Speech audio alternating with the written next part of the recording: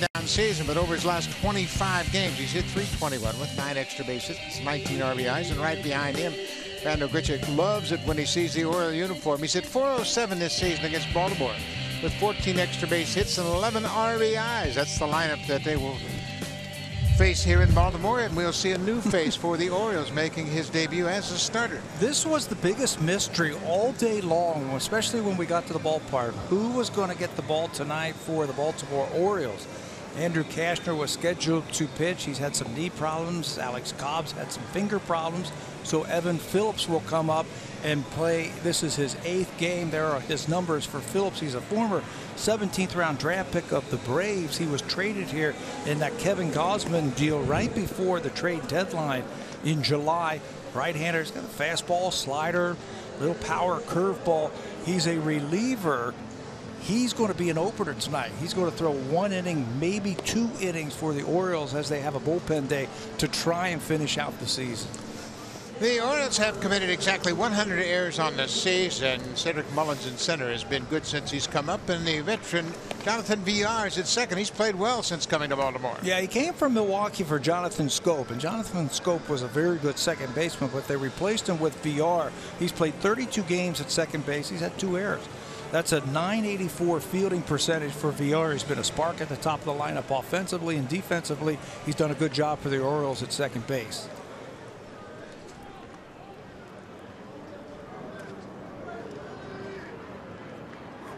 As you might imagine, not a whole lot of people here. It's been threatening weather all afternoon, and the Orioles are 1 shy of their all-time record for franchise losses. They've lost 106 games. The all-time season loss record is 107. That happened in their first year here in Baltimore in 1954. We are set. Here's the first pitch of the ball game. It's in there for a strike, and we are underway. Billy McKinney, he's been slumping a bit lately. He's averaged down to .289. He still has 4 homers and 11 RBIs. Orioles really going to challenge Billy McKinney. If they were watching what the Yankees did to him, it was just fastball away, fastball away. There's another one right now to jump ahead 0-2. Yankees pitched him tough with a lot of fastballs up and away. McKinney is 0 for his last 14 on this road trip. It's been a tough grind for him as there's more and more information out there on how he pitched to him, and they've challenged him an awful lot.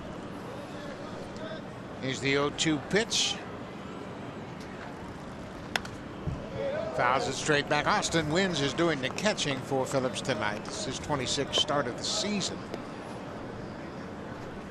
One of their top prospects, Chase Cisco, got hit with a foul ball yesterday and lacerated his chin. He was playing in the game yesterday, had to come out. So Wynns gets the call tonight behind the plate.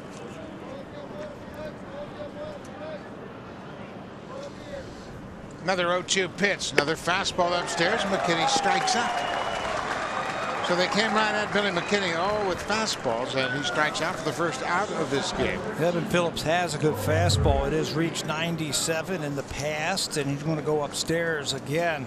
Looks like they took a page out of the Yankee book right there, how they wanted to pitch the former Yankee, Billy McKinney. Taking that fastball in the upper parts of the strike zone. Phillips is 24 years old. This is Lourdes Gurriel Jr. He gets a fastball and fouls it back.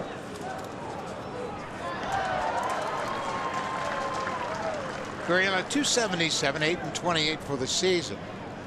He has been the everyday shortstop just about every game for the Blue Jays now. Yeah, settling in there. I like that they're playing him every day. He'll get a day off once a week or so over the last couple of weeks. But they're also putting him at the top of the lineup, which is great. You're going to get that extra at bat as the game comes around back in the later innings, and you're going to be facing some of the tougher relief pitchers. And Gurriel, I think the experience factor is going to benefit him more than anybody in the month of September. Look, Jacoby has had a lot of young hitters to work with, and he's always going to find some adjustments as the season wears on. Gurriel's had much more plate discipline lately. He's laying off those high fastballs and a lot of breaking balls off the plate. Yeah, remember when he first came up this year? He was swinging at everything, and they were trying to pound him up. They were trying to sweep breaking balls off the plate, and he would swing at it. That's a good slider right there. So a nice start for Phillips, he strikes out the first two he's faced here tonight. This time it's a good slider that gets Gurriel. Yeah, he's got a hard slider with some good arm side run to it, and that power curveball at times, that might have been the curveball right there because it really dropped off the table. He will have issues at times with his command and control, but so far so good for him. 2 up, 2 down. Kendrys Morales, the DH again tonight. Bows back the first pitch so far. It looks like the Blue Jay hitters have been a little surprised by the velocity of Phillips. Obviously, first time they've seen him. But the ball's getting on him early.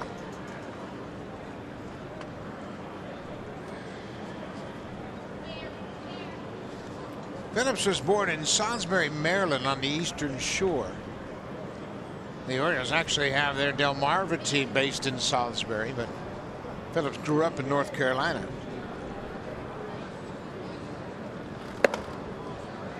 The veteran wouldn't chase that high fastball. Yeah, they wanted to go in with that one. He's got a good arm. Again, he was drafted by the Braves, spent some time with the Braves before coming over to the Orioles. He's actually pitched in 4 games for the Orioles this year, but just 3 1/3 inning.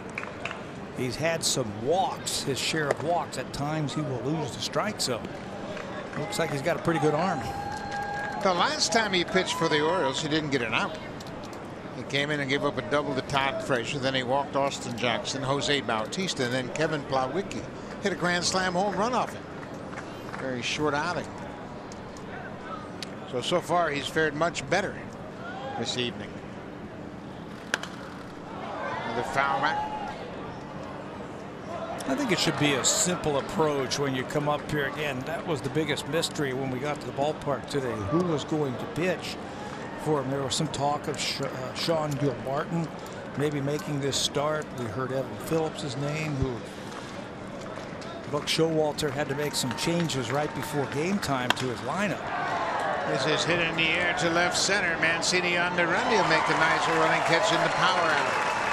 Nice start for Evan Phillips. 3 up, 3 down with a couple of strikeouts. Ryan Borucki will take the hill when we come back to Baltimore.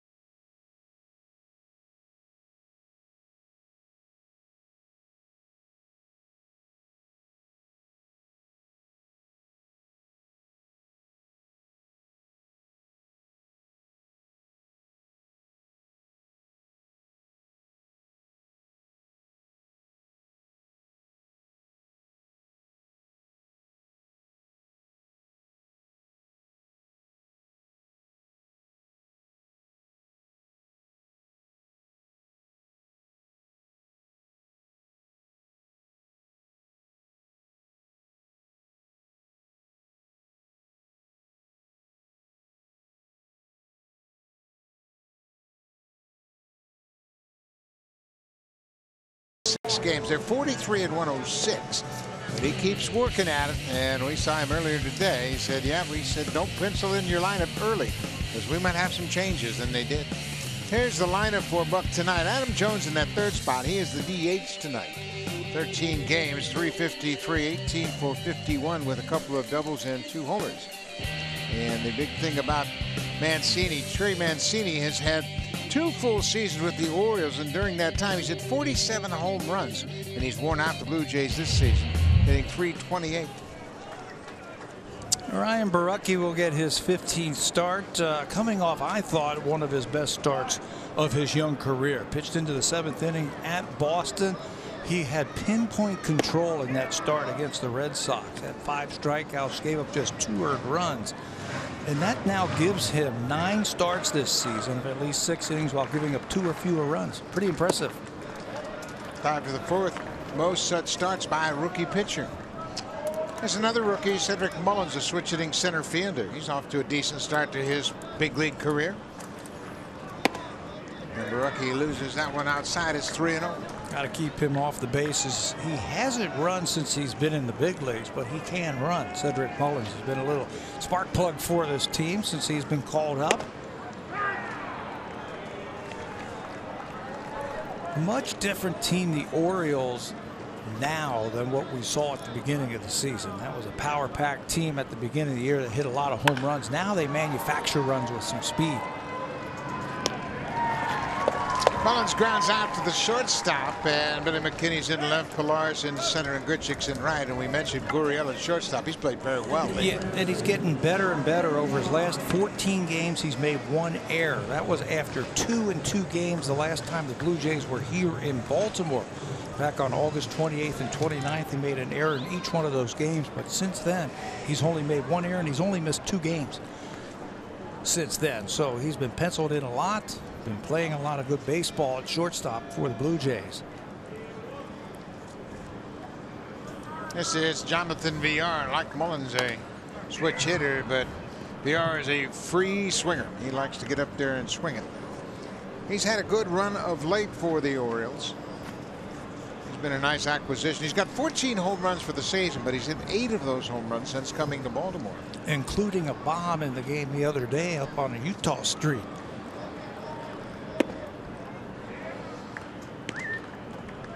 Home run up on Utah Street is a shot over the flag court. There have only been 98 home runs hit on Utah Street, and Villar's hit it twice this season. In front of him, that's foul, and the umpire, Hunter Wendelstedt, said he was still in the batter's box when that ball bounced up and hit him. Boy, that looked behind close, the plate, didn't it?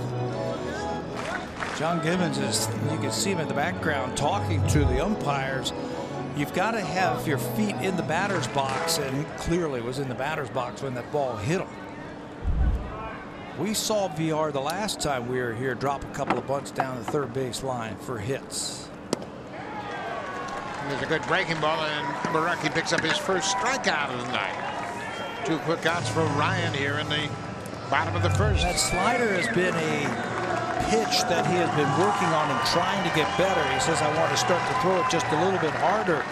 Everybody knows I throw the fastball and the changeup, but I've got to come up with that third pitch. He said, I'm going to try and throw that slider a little bit harder, and it worked out for him with a strikeout. Here is Adam Jones. Over his last 13 games, we showed you before, batting .353. He was in between there. Wasn't really sure what he was going to get, and had a very funky swing. .285 for Jones, 15 homers and just 58 RBIs. A lot of speculation that this will be the final season for Adam Jones. His contract is up at the end of this season. He took a little criticism when he turned down a trade to Philadelphia at the trade deadline in July. The ball is driven into right. Grichuk turns around, but he is there and makes the catch. Quick inning for Ryan Baraki. 3 up, 3 down with a strikeout. Both pitchers off to a good start tonight.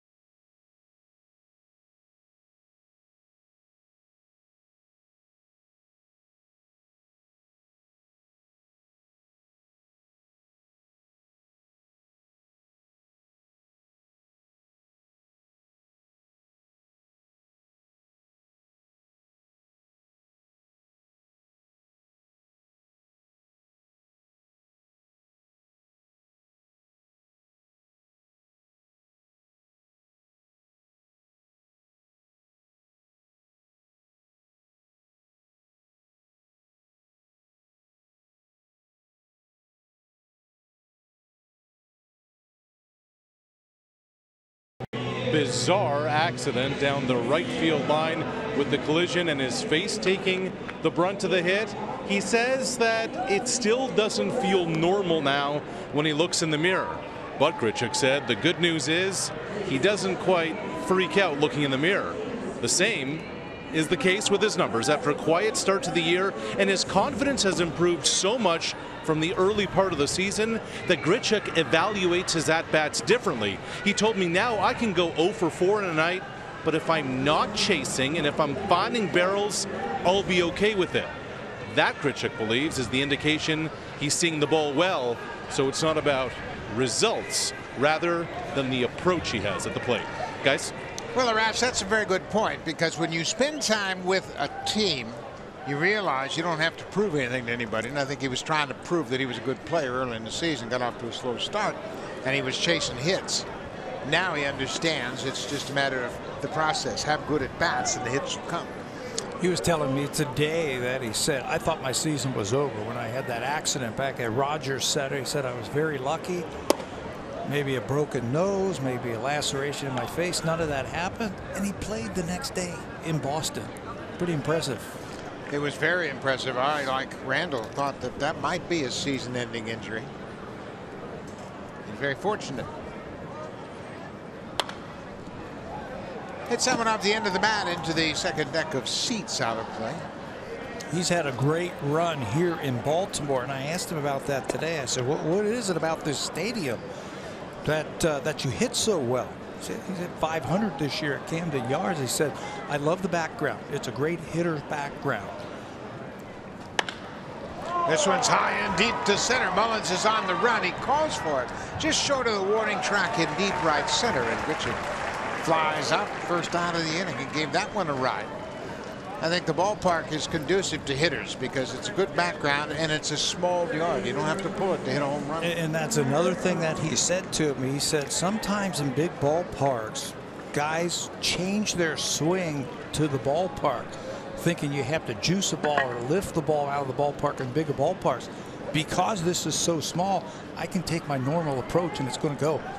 I can miss hit balls to left field and I can knock it out of the ballpark. And Elvis Solarte gets jammed and pops out to the third baseman Nunez. 2 quick outs for Phillips. He might pitch himself into a third inning at this rate.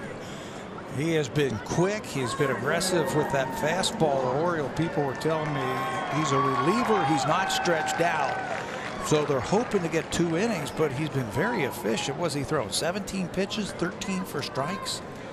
That'll get it done. And you can see it's not anything that's really deceptive. He's just throwing quality pitches.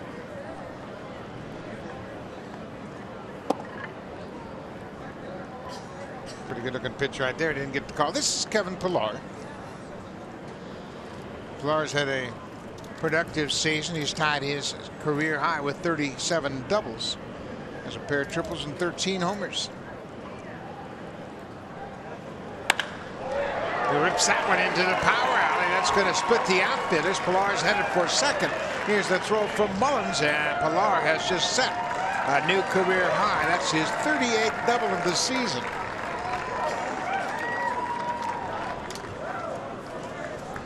He's been hitting the ball hard lately. As soon as he hit this one, he was thinking 2. He knew that Mancini was not going to get to it, and that Mullins was the center fielder. And the book on Mullins is you can't throw, so let's test his arm. Pillar with a good round into second, from first base into second base, and he makes it standing without a throw. Another 2-bagger. There's the 38th double, career high. That's also his 18th double against the Orioles. This is Rowdy Tellez. Tellez had a big hit in the game yesterday in New York. Came off the bench with a pinch hit, RBI base hit to left field in the 8th inning, part of a 2-run inning. Gave the Blue Jays the lead and made Thomas Pannone the winner.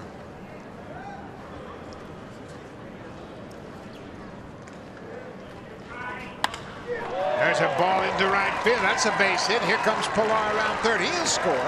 Rowdy Tellez with another hit and another RBI. For Tellez, RBI number 6. It's a simple approach at the plate.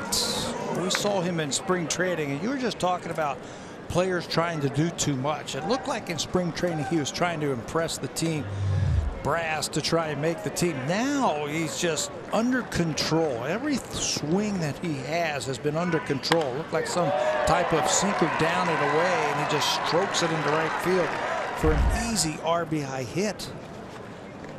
He's big enough that he doesn't have to overswing. See Sean Gilmartin loosening up quickly.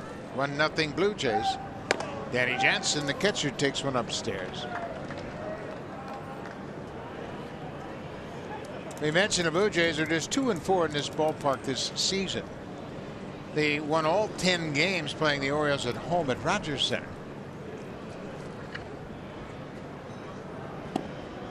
Inside off the plate.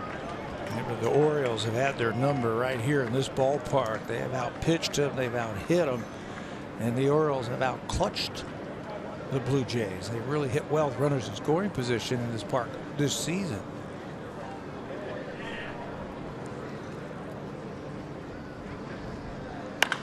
High deep drive to left field. Mancini is back at the track. Get up, ball. Get out of here. God. 2-run home run for Danny Jansen.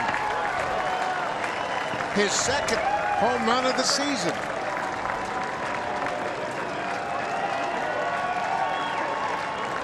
You know, when you are in a fastball count, you're hitting at the bottom of the lineup, you know they're going to challenge you with a fastball. Get ready to hit it. Get those hands moving, and that's what Danny Jansen did on that swing.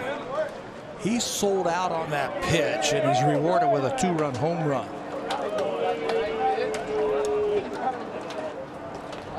That's how you hit a 2-0 pitch. This will be Richard Urania with nobody on and 2 outs. He goes after the first pitch and pops it down the left field line. Mancini with the long run. He's in the foul ground. He makes the catch. But the Blue Jays have a 3-run top half of the second inning. Rowdy Tellez with an RBI single, and then the capper. A 2-run home run by Danny Jansen, his second big league home run.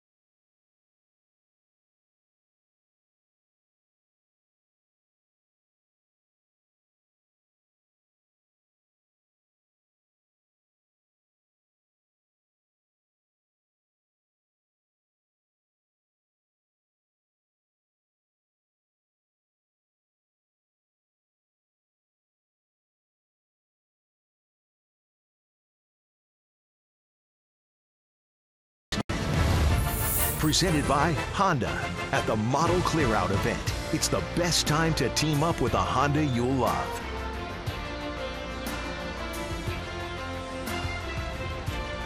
They are in Baltimore, Maryland at Oriole Park at Camden Yards. The pitcher is Ryan Barucki. He's 24. The catcher is Danny Jansen. He's 23. Not only are they a battery, but they're a best of friends, and they have come through the minor leagues together, and now they're a battery in the big leagues. As a catcher, your first job is to call a good game, do a good job behind the plate, but to help your buddy out with a 2-run home run, that's got to be a little sweet.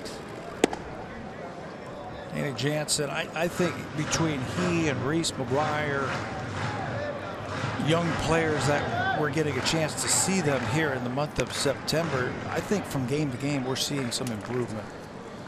between these young catchers. And Luke Maley's helping out a lot with these young guys, talking about calling games, how to receive the ball.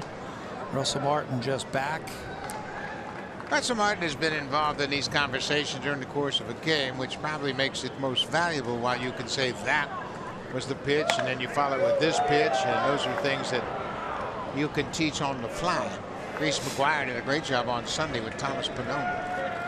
Pannone gave up a home run on the first batter he faced, but boy, he settled down after that, gave up another run in the first, and nothing after that. It has to be very calming for young pitchers to come up here and throw to catchers that you have thrown to before.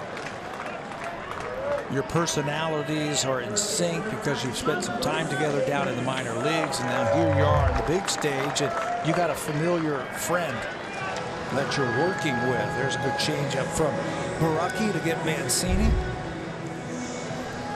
Well, that's a great point, because just for instance, say that Brian Baraki was throwing to Sal Perez, and Sal Perez put a sign down and you didn't want to throw it. But as a young pitcher, you might throw it even though you might have second thoughts. Chris Davis grounds out to the shortstop Gurriel, who is playing in the shift. He threw him out from the right side of second base, 2 up, 2 down. You know, I think it can be intimidating too for young catchers, or excuse me, young pitchers to come up here and throw to veteran catchers. You know, if you don't feel comfortable, you don't feel right, you're not going to be yourself. And that's one thing that the Blue Jays have really tried to instill in these young players that they brought in the month of September, to be yourself. Yes, it's a bigger stage, it's the big leagues, but we want you to be yourself and let your personality come out. Let your athletic ability come out. Don't be intimidated by anything. The batter is Tim Beckham, the shortstop.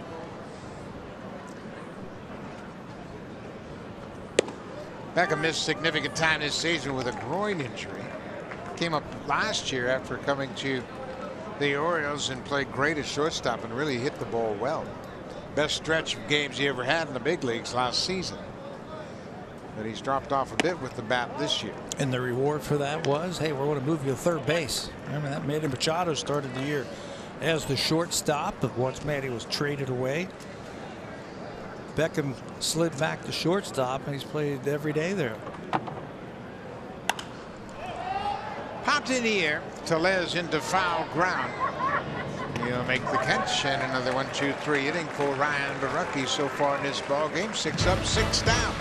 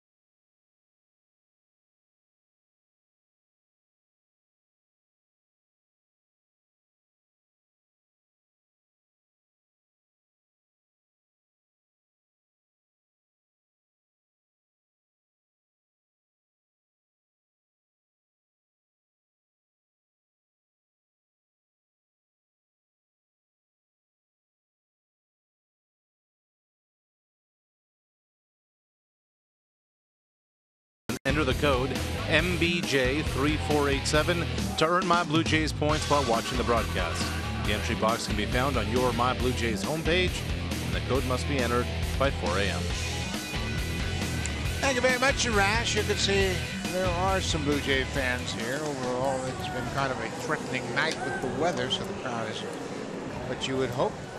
Sean Gilmartin takes over to start the third inning. This will be just his 9th game of the season. He takes over after the opener. Evan Phillips goes 2.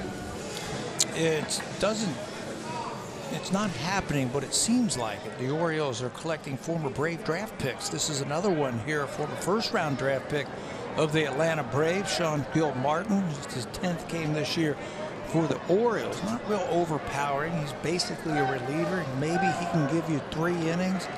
That is the word that I heard from the Baltimore people, that there's a couple of players out in that bullpen who can give you 3 innings, and this would be the guy right here, Sean Gilmartin. Last worked 5 days ago.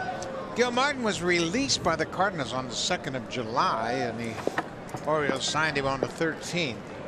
He has bounced around a bit, as you might expect. The left-hander working out of the bullpen will get extended opportunities.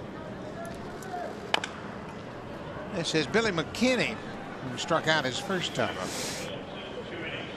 Gilmartin has pitched with the Mets. He spent parts of 3 seasons in New York with the Mets, and this year, this is his 10th game, as we mentioned.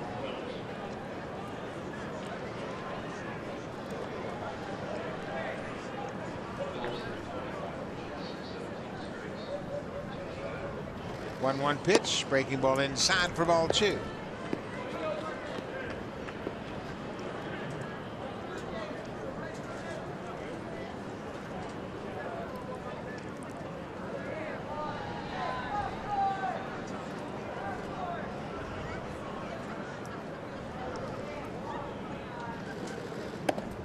High breaking ball.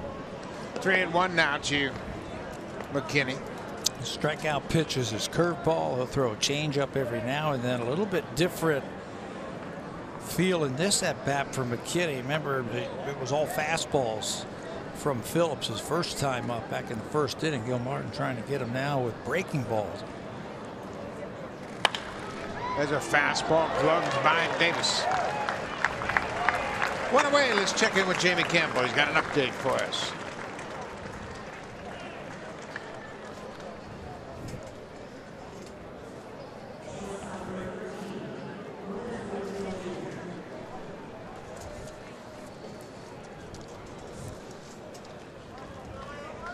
Yeah, that's going to be a terrific National League wild card race as the Cardinals finish up in Atlanta. They have 3. Then they have an off day on Thursday. And then they will go home to welcome in the Giants and the Brewers, who are also in that wild card race. Milwaukee's in Cincinnati for a 3-game. No, Milwaukee plays Cincinnati at home for a 3-game series. And the Dodgers, they've got the Rockies later on tonight. This might be the week, I think, for the Rockies. Right here. At the Dodgers for 3, at Arizona for 3. Arizona's really fallen off the pace. There you see the wild card standings in the National League. Milwaukee with a 3-game cushion, and the Cardinals and the Dodgers are tied for the second wild card spot. Gurriel lines at the left field. That's going to get down for a base hit. Gurriel is 1 for 2. Sign of a good hitter is you can handle all kind of pitches from all different types of pitchers. This time he tries to run that fastball in on Gurriel. Watch how Lourdes just pulls those hands in. He's able to barrel that ball up to left field.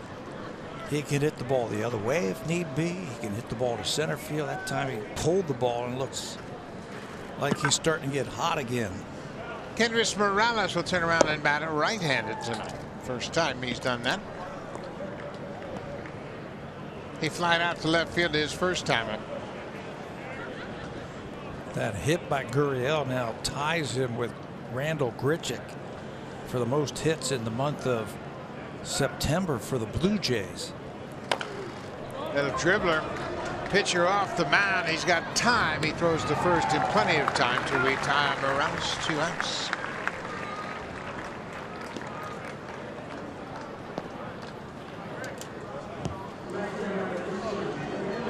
Gurriel moves to second on the little tapper. Gilmartin took plenty of time, made a good throw. Now he's got to deal with Randall Grichuk.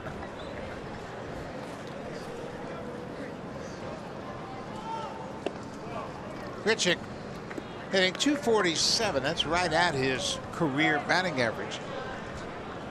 As Pat mentioned, he's really come on in the second half with the home runs, 23 home runs, one off of his career high.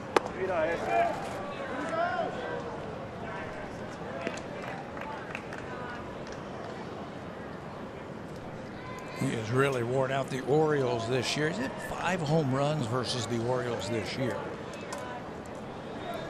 Most versus any team that he has played against.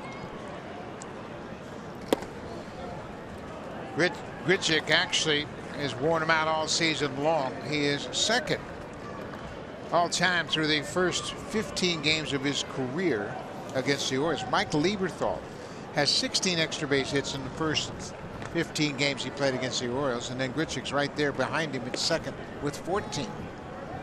The 14 of his career hits against the Orioles have been for extra bases. And he just missed another one his first time up, taking the center fielder all the way to the wall.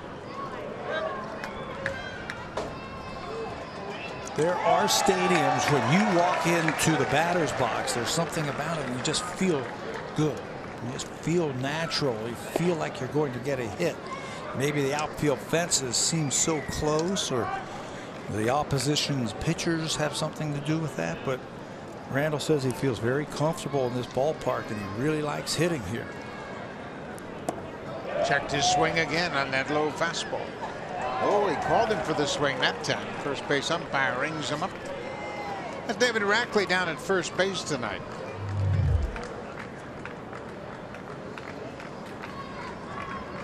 You could call that a swing. Yeah. Evens the count at 2-2. 2 outs with Gurriel in scoring position at second base. The Blue Jays lead at 3-0.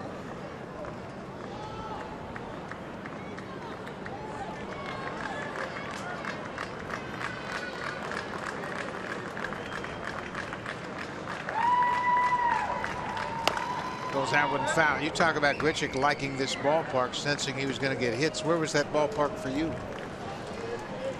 That would be, gosh, I loved hitting in Texas, didn't you? The grass was about, you know, it's like a pool table. Yeah, like you were swinging out on the parking lot. Anything on the ground got through, the ball would carry. And again, the pitching staffs from the teams might have had something to do with that. There were a few. Texas was a good hitting ballpark. Detroit, I liked hitting at Tiger Stadium. That was a great atmosphere. Yeah. Yeah. Tiger Stadium, you felt like it was on top of you, and like the seats were well within reach. It was a good atmosphere. I didn't like facing Jack Morris or Dan Petrie. But you didn't mind it because it was a nice place to hit. Yeah.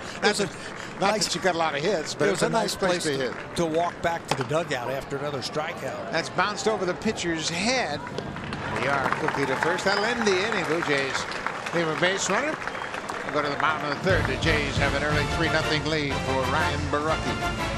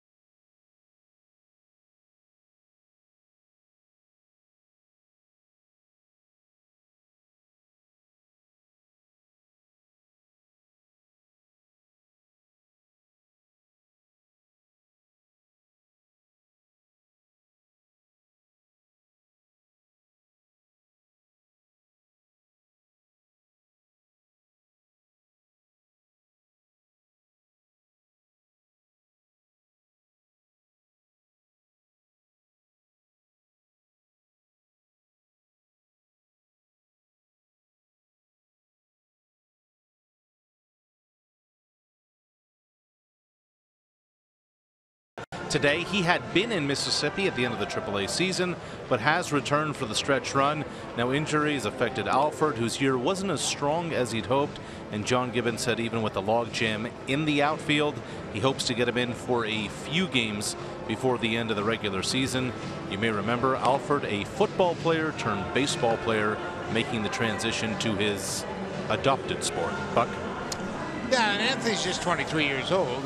he's got 68 days of service from last year, and now he's going to be here with the ball club the last couple of weeks of the season, and he's reunited with family. That's pretty cool. We were talking to him about that today. Jonathan Davis is his brother-in-law. So not only does he come up and gets reunited with his teammate, he also gets reunited with his brother-in-law.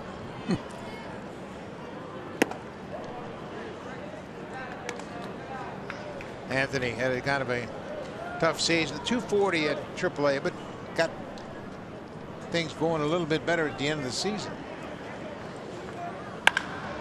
Ground ball through the left side, base hit. Renato Nunez with a leadoff single.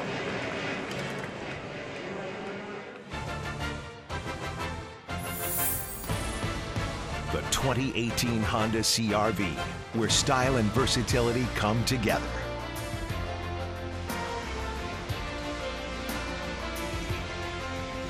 Utah Street beyond the right field fence here in Baltimore, Oriole Park at Camden Yards. It's a quite comfortable evening now. The rain has stopped, and it's a good night for baseball. John Andrioli, the right fielder, shows bunt, pulls the bat back. Solarte was behind the bag at third. Now he's crept even with the bag. Earlier this year, you never had to worry about the Baltimore Orioles trying to bunt. That's the second time already tonight in 3 innings that they have tried to bunt. It's a different type of offense that we have coming to know from the Orioles over the last couple of years. Buck Showalter's teams, they were sit back, let's see how far you can hit it. They try to outslug you. Now they hit and run just a little bit more. They will bunt. They will try and steal. They will try and move runners. What's really interesting is they're among the leaders in the majors in offensive categories after the All-Star break. They trade Manny Machado, Jonathan Scope. Chris Davis hasn't had a very good season. They have given up a lot of offense, but their numbers have improved. Ground ball. Little tapper. Solarte's got the only chance, and he makes the play, but not in time. Andrioli can run. He's a pretty big fella, but he can motor. We've seen this in the past. He beats out that infield single. Yeah, you mentioned in the past that he was a football player. He looks like a football player, like he was sprinting down the first base line, smelling the base hits. Ball wasn't hit that hard by Andrioli. Baraki couldn't get to it. Solarte tried to make the play with the bare hand. And you can see he beats that ball.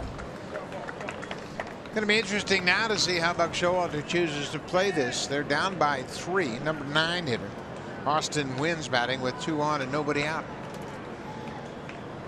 Not going to bunt.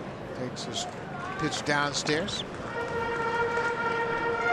Wynn's 241 on the season. He's got 3 homers and 9 ribbies.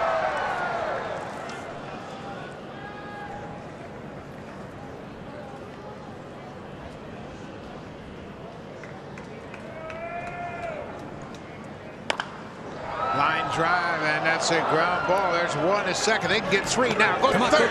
This is going to be a triple play. No, the throw was high. Gurriel played it to perfection as he let the ball hit the dirt. Second base umpire Larry Vanover said no catch, and now Buck Showalter's out to talk to Hunter Winterstad about whether or not that was an intentional drop and whether it should be called a catch. Yeah, he wants an explanation. In the past, you could do this. If the ball was hit at you like that, you could drop it and try and get a double play. Buck Showalter wants some explanation about, in your mind, do you think he misplayed it or he caught it and dropped it on purpose to try and get the double play? There's the play there, and the umpire says no, not a catch. So this is going to be interesting if they overturn this. What do you do if they overturn it? 1 out, runners on first and second, or 2 outs, runner on third? Yeah, I don't know what kind of explanation Wendelstedt's going to give Showalter. It'll be interesting to see his reaction.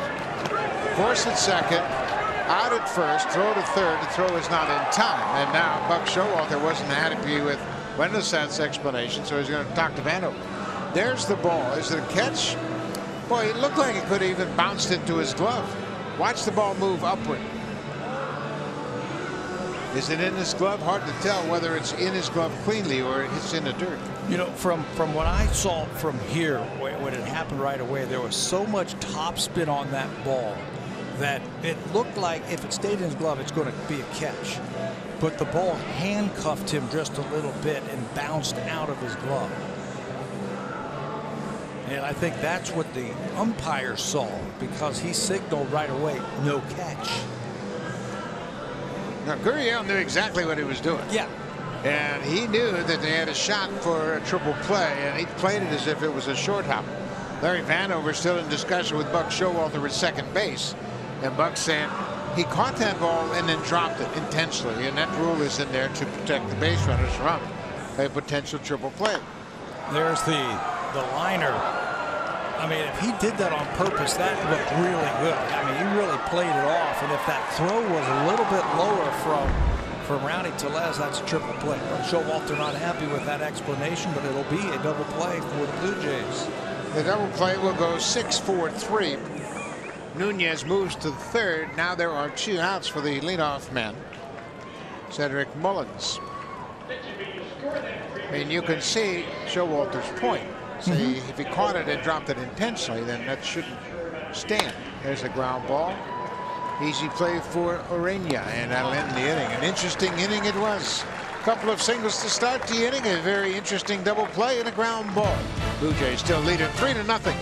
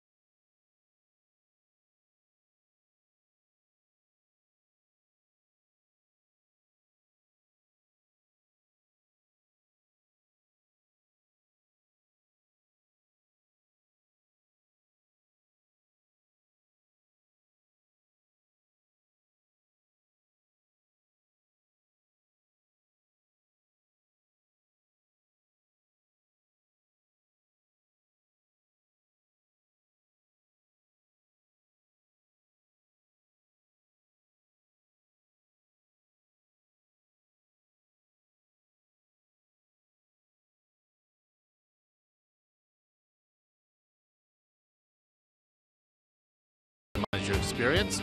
To catch every moment this season, get Blue Jays home screen icons and features such as MLB Game of the Day, pitch tracking, radio broadcast, stats, and more. Download MLB at Bat today. Buck. Thank you, Rash. Top of the 4th. First pitch strikes Yannier Solarte, the third baseman. Solarte popped out to the third baseman, his first time up. Blue Jays have a 3-0 lead. Sean Gilmartin in relief of Evan Phillips, who started the game, went 2 innings. He's charged with all 3 runs.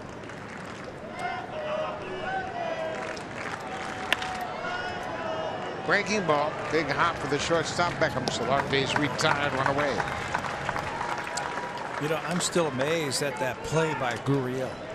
He knew exactly what he was doing, and he really sold it. He sold it like that ball handcuffed him. And he ended up turning 2 on that play. And he almost got 3. There's the liner that hits his glove and bounces up, but then plays it off of his hand like it's not a catch yet. He ends up getting 2, and they almost got 3. By the time the throw went to third base, it was a high throw, but Nunez was able to beat the throw into third base to stay out of that triple play.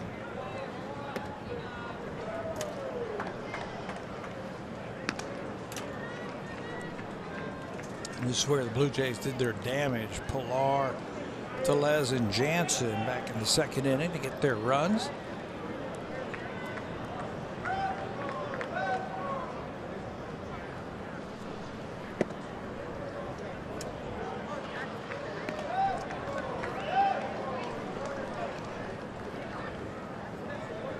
Good numbers for Pilar against the Orioles this year. 3-0. You got to believe they're going to give him the green light and let him swing away and see if he can get that 4th home run against them this year.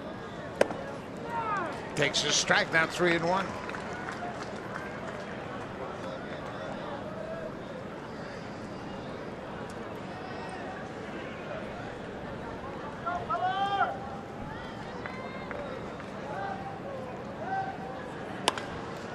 Popped up behind second base. VR going out, and center fielder Mullins calls for it, and he makes the catch. Pilar's beat up. 2 up, 2 down here in the 4th.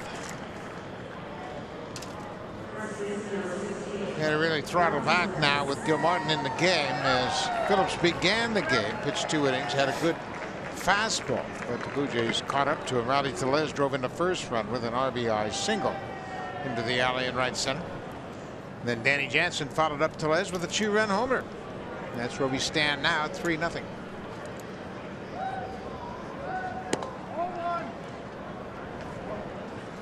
What do you see in Tellez's approach as a hitter that makes you think he might have a chance to hit?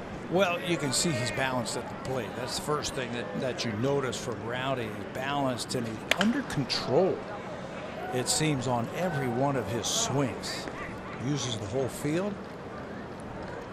And because of that, they're going to shift on him. And this shift is brought to you by StatCast AI, powered by AWS. 3 infielders on the right side. And the shortstop, Nunez. Normally the third baseman out at shortstop.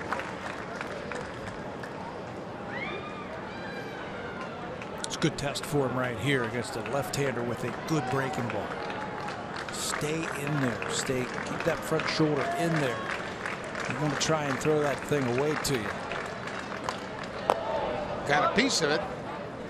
Breaking ball off the plate outside. He was able to get the bat on the ball and stay alive.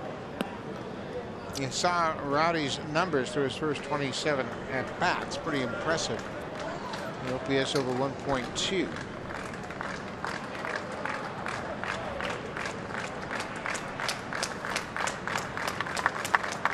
I think good hitters have to make adjustments, and for you and I, we've already seen that in Rowdy Tellez this year. Remember the at bat against Oliver Perez, who came in and just threw him breaking ball after breaking ball and struck him out.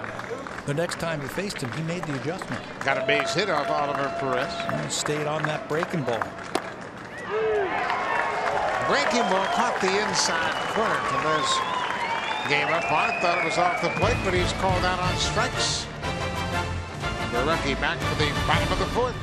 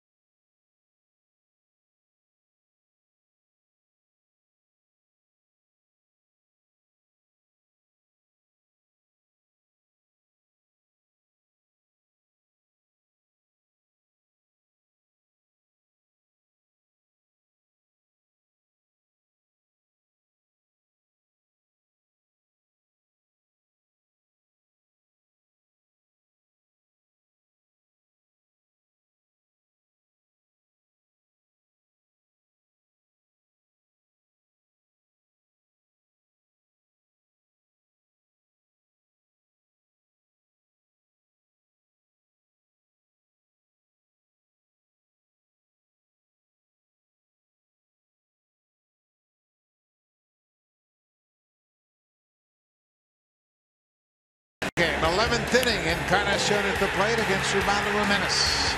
And who'll ever forget that 2016 wild card walk-off home run in extra innings? Maybe 23 months ago, just 23 months ago, both of these teams were in the playoffs, and they will be on the outside looking in this year. But what a great moment that was around home plate. And gosh, Baltimore has really fallen. The Blue Jays are not going to make the playoffs again. But we show you that just as a reminder, hey, things have turned around in a bad way for both these clubs, and they can equally turn around quickly. We've seen a couple of great examples of that this season alone. Over in the National League, there's not 5 people that you could tell me that thought the Atlanta Braves are going to win the NL East. With Washington and the Mets were loaded, everybody thought it was going to be a Nationals-Mets division. Yeah, and Philadelphia is in second place, and everybody thought Philly had another year or 2 of developing before they were going to get there. And it looks like Atlanta's going to win. They start today with a 6.5 game lead in the National League East.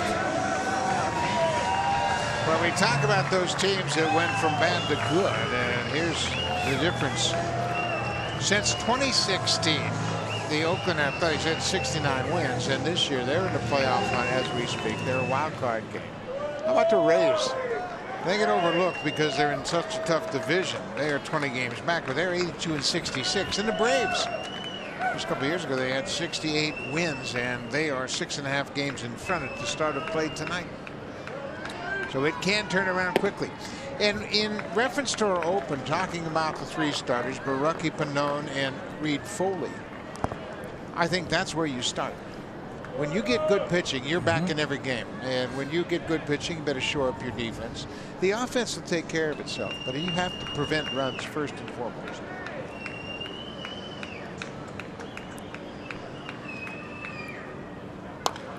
You know, in 2016, the Blue Jays had 5 starters make all but 10 starts.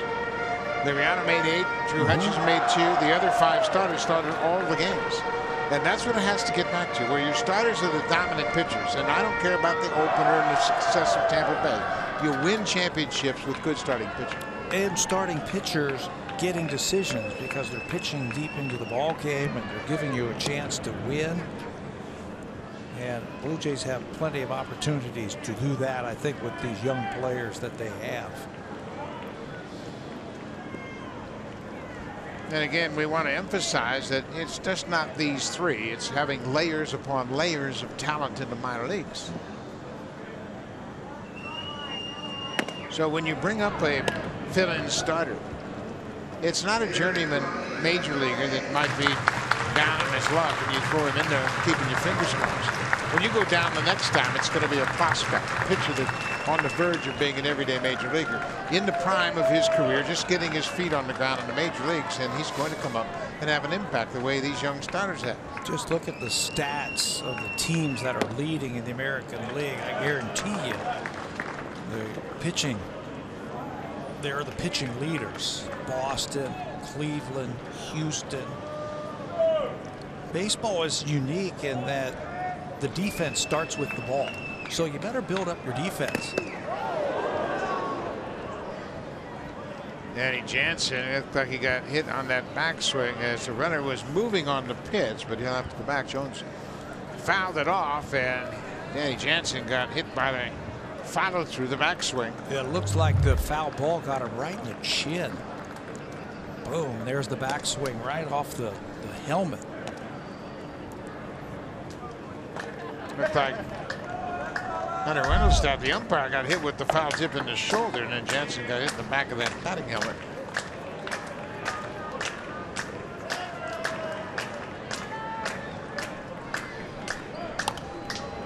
To give you an idea about how important starting pitching is, I'll give you the top 10 teams with wins in baseball. Cleveland Indians have 71 wins from their starters. Houston 68, Boston 66, the Yankees 60, Arizona 56, Atlanta 56, the Cardinals 55, the Cubs 53, and Colorado 52. Starting pitching. Those are all the playoff teams. That's where it's all about. Houston leads the American League in ERA. Boston is second. Tampa third. New York fourth. Oakland fifth. Cleveland sixth. Playoff teams. It's pitching. It's run prevention, no matter what you call it. It's keeping the other team off the scoreboard, and then you figuring out how you're going to score enough runs to beat them.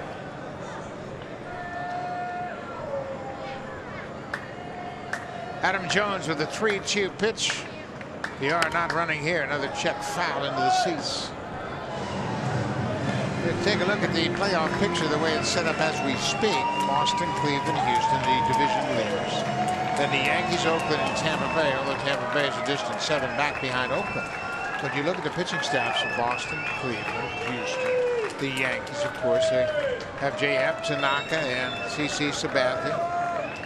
Severino.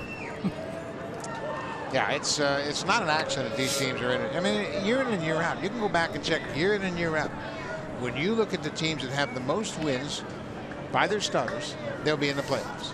I played on some teams that lost 90, 100 games a season. And then I went to teams that were in the playoff hunt, and it was like, man, I got a chance to win every night. Our team has a chance to win every night solely on the strength of the starting pitching that we run out there every night. Just think how the complexion of this team has changed since Baracchi's moved into the rotation, since Reed Foley has made his starts, and since Thomas Pannone. Well, it's only 4 starts. All of a sudden, you're starting to hear fans say, hey, when's that Baracchi kid pitching again? Hey, when Reed Foley pitching again? And Thomas Pannone. And, you know, the interest has been created. There's the throw to second, and it's off the glove of Urania. Jones is called out on strike 3. The throw to second not in time as VR picks up another stolen base. That's his 27th of the season. But you talk about the importance of starting pitching for the Blue Jays. We thought the opening day starting staff was going to be pretty effective, but it was dramatically impacted by poor performance, injuries, and to the point where Garcia was even released. Yeah, Jaime Garcia got off to a good start for the Blue Jays this year, and then it went downhill. He was eventually released, picked up by the Cubs. Jay Happ had a sensational year, and then was traded to the Yankees. They turned him into 2 pretty good players. And there was some ineffectiveness, some injuries to Marcus Stroman. Marcus is not going to pitch the rest of the season. He's here for some moral support. Aaron Sanchez had some injury problems. Marco Estrada had some injury problems also. It can turn very quickly, but good organizations can turn it right back and make that into a positive if you've got the players in your farm system. It seems like the Blue Jays finally have some of those players who can come up here and win at the big league level. Trey Mancini struck out against Baracchi back in second. VR is now at second base, ground ball. Solarte looks back to VR and throws out Mancini across the diamond. 2 away now. Well, you talk about impact players, and we have seen the impact of these young starters, and they're not finished products by any means. They're going to be ups and downs. And it's rare to have a Brett Saberhagen or a Doc Gooden come up and have an immediate impact the way those teenagers did. But when you have youngsters like Baracchi especially, who is so aware and so in tune to what he needs to do to be effective, he's quick to make changes. He adjusts on the fly, and he knows himself. He knows himself. I suspect that the young players who are coming up, let's stick with the pitchers. They will come up here and they will learn. I will suspect that there will be some regression at some point, maybe next year, as the league starts to learn them, as they start to get around the league, and they'll have to make adjustments, and then you'll see them readjust to them, and then you'll find the true type of player. Yeah. The talent's there. You can see it. The ability is there. Now, can you figure it out and take that next step? That's a foul ball. Dribble up the first baseline.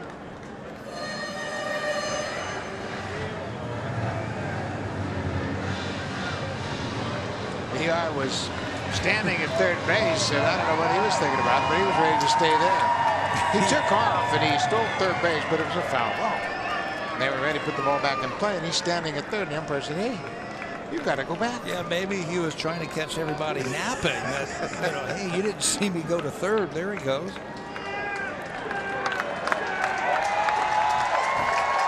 So that could definitely be defensive indifference. He said, I was coming over here anyway, so I should have just stayed.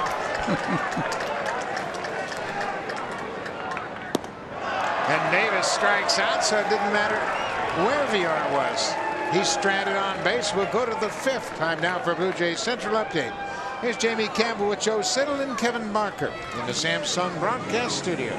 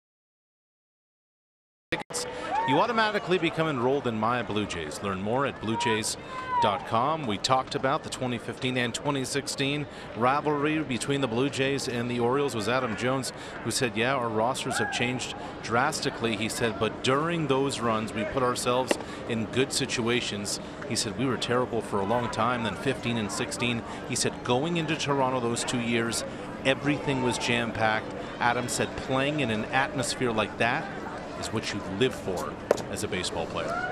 Absolutely, and it can be that way again for sure, especially at Rogers Center. Everybody knows that best marketing in the world is putting a winning team on the field, and when you do that, they will come. We've seen that over the years. Go back to the old exhibition stadium. Danny Jansen rips this one down the line, but that hook's foul. Jansen homered in his first at bat. Hit the 2-run shot back in the second. It's a nice little competition these two have going, and it's a friendly competition for sure. They have worked well together in AAA. And now Reese McGuire and Danny Jansen are working well together here in the big leagues.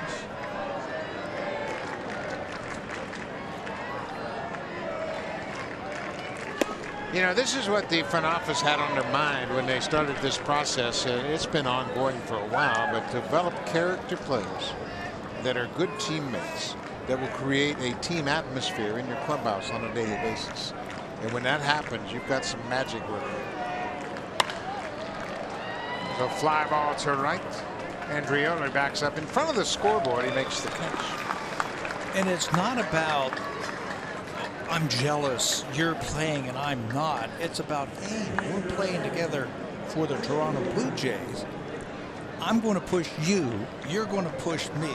Together, we're all going to pull the cart the same way. Yeah. In this day and age, everybody is making a lot of money. Everybody's comfortable financially, especially when you get a few years under your belt. But you have to have a core of homegrown players that care about your uniform name on the front, not the back, on the front. We're representing each and every one of us in this clubhouse, and when you have teammates and character guys and doing that, you're proud to be part of it.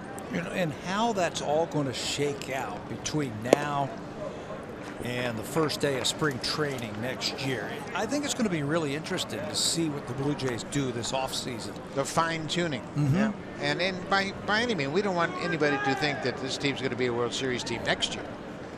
But it's not going to be far down the road. All these kids are going to have setbacks, as you mentioned. I did an interview today with the Baltimore Orioles radio station, and they were talking about the Blue Jays. And I said, you know, we were talking about both the teams, both Baltimore and the Blue Jays were in the playoffs just 2 seasons ago. The window is opening back up, I think, for the Blue Jays. It's closing for the Orioles. I think they're a few years behind them. I think it's opening for the Blue Jays, and I think it's going to open up a lot faster than it closed.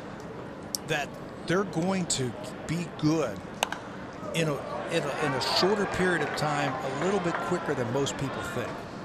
And the idea is to sustain that, to make it a yearly thing where everybody says, well, the Blue Jays, they're going to be good again next year. Well, the Blue Jays are back in that pennant race. The Blue Jays are in the postseason rush, and everybody's talking about the Blue Jays. I mean, you want that to happen year in and year out. 2-2 pitch off the end of the bat. BR waits near the bag at second. Ureña's retired 2 away.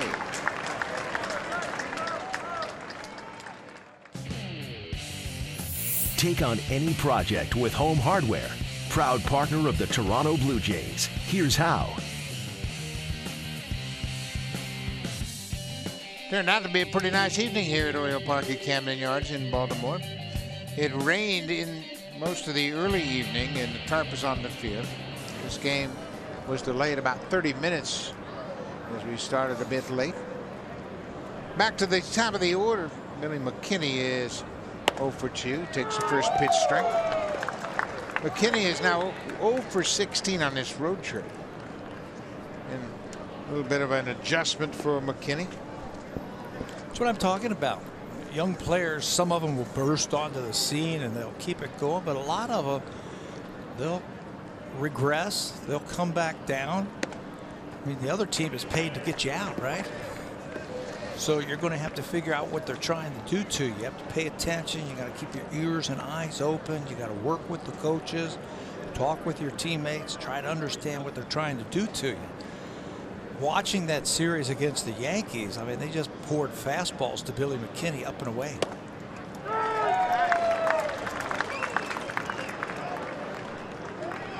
So when you have a little early success like McKinney, you're going to create a lot of attention for yourself. People are going to say, who's this McKinney guy?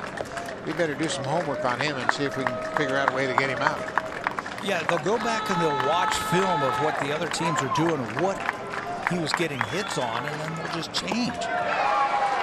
There's a nasty breaking ball off the plate, just 80 miles an hour, but it's good for the strikeout. Gil Martin through 3 innings, still 3-0 Blue Jays.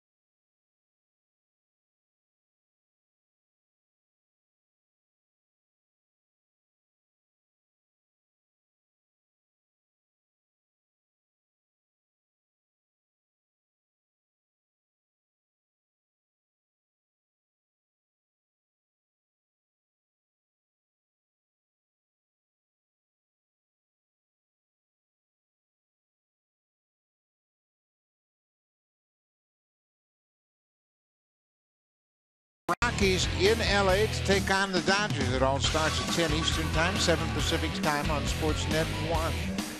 You take a look at the pitching matchup. It's John Gray from Colorado against Young Jin Ryu And the Rockies have a half-game lead over the Dodgers, so they're fighting for the top spot in the NL West in that first of 3 out at Dodger Stadium. They keep flip-flopping, don't they? Back and forth. The Dodgers, Colorado, Arizona trying to hang on themselves. Arizona plays the Cubs, and then they welcome Colorado and the Dodgers in. I mean, that might be the next 10 days Arizona's chance. Colorado is due to get Sun Jun Ho back. Oh is out there, and he's done a terrific job for Colorado, but recently he's been hurt with a hamstring injury. Oh is due to come back and pitch for them in this series. So it's a great pitching matchup and a great ball game after our game tonight on Sportsnet 1.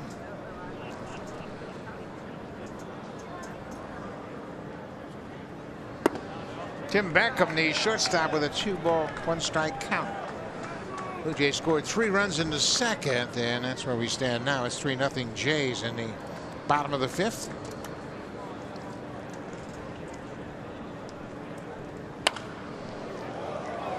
I think Barucki is at his best, and he did this against the Boston Red Sox in that last start, is when he's moving the fastball around, inside, outside. Push you off the plate, throw the changeup down and away to the right-hander. Maybe mix in a slider in on the hand, backdoor the slider. You can't be predictable, and he's at his best when he's unpredictable. That looked like a pretty good pitch right there. He just did not get the call. But look at the pitch cast right there, how pitches are on the outside part of the plate, couple down and in. He can buzz one up and in here if he wants, or he can fade a changeup down and away. Changeup for the strikeout, 1 away. 5 strikeouts for Barucki. I want to remind you there's a lot of wrestling action on. WWE Monday Night Raw is on now, and that guy, I'm sure he should be notified. Hey, buddy, there's wrestling on. Come on, what are you doing here? But he's got the Oriole colors in that wrestling outfit. He's decked out. Maybe he's going to go watch after our game. Renato Nunez has a base hit to left field. He had the first hit off Barucki. Orioles have just 3 hits. They've all been singles. Barucki continues to work at a very good pace. That is so good for his defense. When you have a pitcher that works quickly, throws a lot of strikes, the defense is always on their toes, anticipating the ball being put into play. This is put into play to right field. Grichuk over near the seats makes the catch in foul territory. 2 outs here in the bottom of the 5th. The last time that Ryan Barucki pitched out this ballpark, he was sailing right along against the Orioles into the 5th inning, and then gave up 3 hits and then a grand slam home run, and his night was finished. He seemed to hit a brick wall. They seemed to figure him out that night. Right now, he's just keeping the ball down and he's changing speeds. Very effective, and doesn't look like he's going to slow down at all. John Andreoli goes after the first pitch and hits a high fly ball into right. Grichuk jogging under it. He is there. Another quick inning for Ryan Barucki. 3 up, 3 down. We'll go to the 6th. First of 3 here in Baltimore, and the Blue Jays have a 3-0 lead.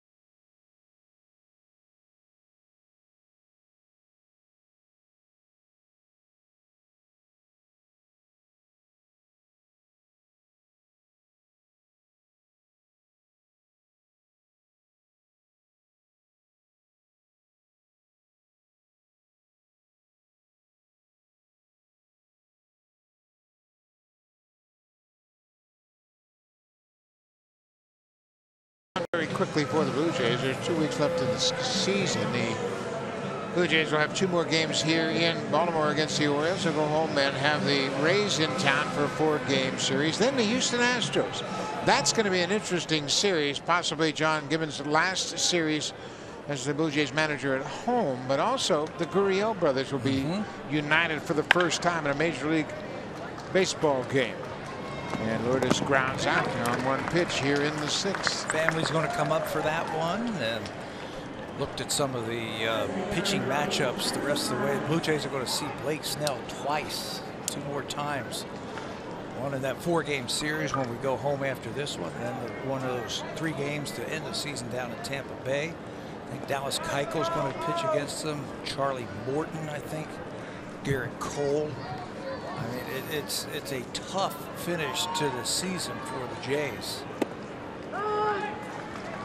They can learn how to beat those teams eventually, and this will be a good test for a lot of the youngsters to see those good teams as they're getting ready for their postseason. Houston, they've had another good season.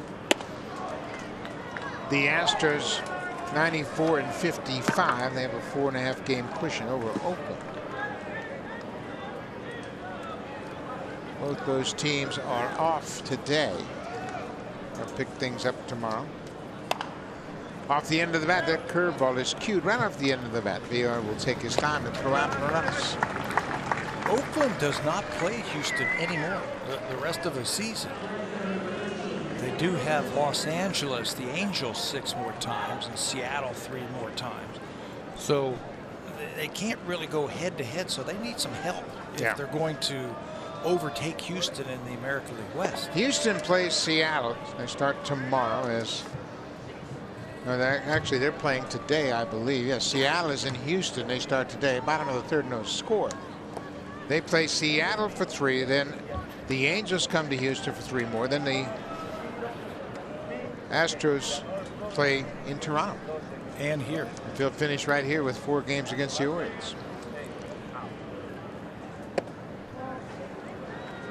So not a really tough schedule for Houston. They have no off days the rest of the season either.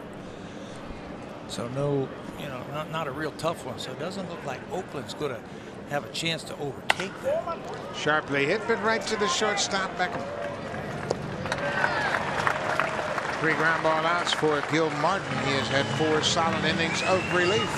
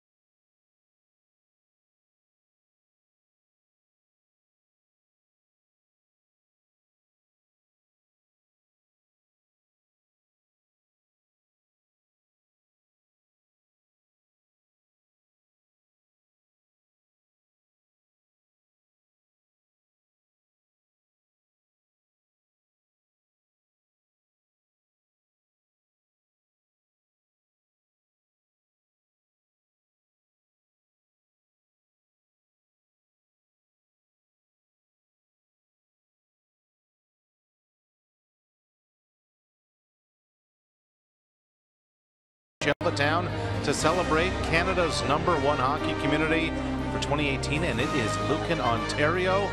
So you can enjoy the fun. Senators Maple Leafs tomorrow on Sportsnet, and Buck, it very well could be John Tavares' Maple Leafs debut. Obviously, everybody's anxious to see John Tavares skate in a Maple Leafs sweater. That'd be awesome. I think everybody's anxious to see the Leafs get underway. So much promise And now the addition of John Tavares with all those kids. Man, it's going to be an exciting season for the Maple Leafs. Ryan Baracki has done a terrific job. No runs on 3 hits. He works here in the 6th. It's the catcher, Austin Wynns, the number 9 hitter, batting first. Wynns hit that looping liner that Gurriel turned into a double play. And he almost turned it into a triple play. It was back in the 3rd inning. Boy, it looked like the Orioles had a chance to bust it open right there. 2 base hits to open up that 3rd inning. Thought that Wynns might lay a bunt down just to get them a chance to get back into the game, and he almost hit into a triple play. 3-0 at the time, obviously. And of course, anybody in this ballpark can hit one out, one swing of the bat. It could have been a tie game, but just like that, it was nearly a triple play. 2-1. Short, not by Urania. I don't know about you, Pat, but each time I see Urania play another game here down the stretch, he is impressive. I'm putting a star next to that play because he made that play, which was a very difficult play, look very easy. He's got quick hands and very soft hands. That ball was hit very hard by Wynns, and watch how he positions himself to catch the ball on the short hop, and then plenty of arm strength to throw him out over first base. I'm with you. The way he is playing down the stretch here, he's going to be a very interesting person in the offseason. The middle infielders are the deepest part of the Blue Jays organization from top to bottom. I mean, they have infielders all over the place at every level. And Urania, he was kind of painted out of the picture with Gurriel's emergence, and now Urania's getting a chance to play a lot. Second and short, and he is impressed at both positions. He's going to play winter ball again in the Dominican Republic. Remember, he fractured his ribs coming out of spring training, missed a lot of time. He only had 277 at-bats in a minor league, so he needs to play winter ball, and he's going to play at the end of the season, right before spring training. A 1-out walk.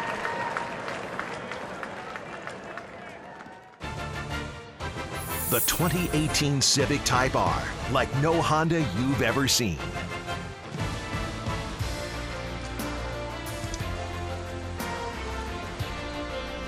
Oriole Park at Camden Yards. It opened in 1992. One of the real beautiful ballparks in all of baseball.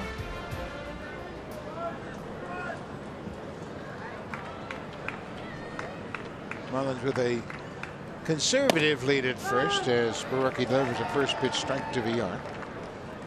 VR had a base hit and picked up a stolen base back in the 4th inning. That's a good way to negate that running game, is just pump strikes in there and be aggressive. I don't think he should worry so much about that runner at first base. He's got a 3-run lead. It's the 6th inning. You're coming into the heart of the Oriole order. That guy over there at first base doesn't mean anything. You got to concentrate on VR. Make sure you get him out. Well, that's a great way to look at it, Pat, because you're right. You give up a 2-run home run in this situation, and the complexion of the game changes dramatically. Just focus on VR. Don't worry about Mullins at first base. It was this part of the order the last time he was in this ballpark that was the undoing factor against him. Adam Jones hit a grand slam against him. Well, there's a late defensive swing by VR. And Rookie got that pitch in a good spot. Watch how deep he catches this ball. That ball was right over home plate when he hit it. That's what you call beating the hitter with your fastball. He beat him on that one. 1-2. Called strike 3. Oh, what a nice pitch by Baracki.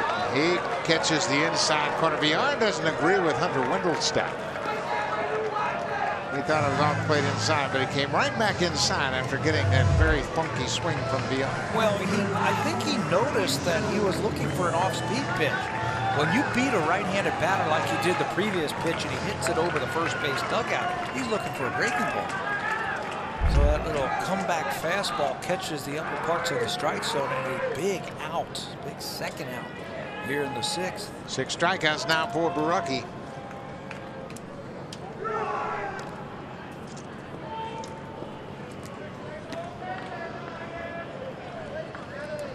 Two down for Adam Jones. Jones, the DH tonight, has gone 0 for 2 so far. He came into this game hot, batting .353 over his previous 13 games.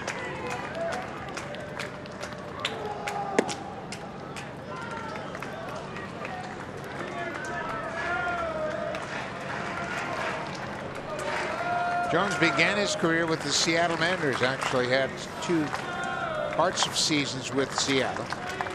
And then he was a big part of the trade with the Mariners. He came to Baltimore along with Chris Tillman. They were the 2 principals in the trade, with Eric Bedard going the other direction. That was the beginning of the turnaround, I thought, for the Baltimore Orioles. I mean, they were a really bad team before Jones got here, and they ended up trading their best player at the time and turned him into 5 players. Bedard. Ground ball. Solarte will go to second, and that will end the inning. Jones hits into the force out. 6 strong innings in the book for Ryan Borucki. No runs on 3 hits, and the Blue Jays have a 3-0 lead.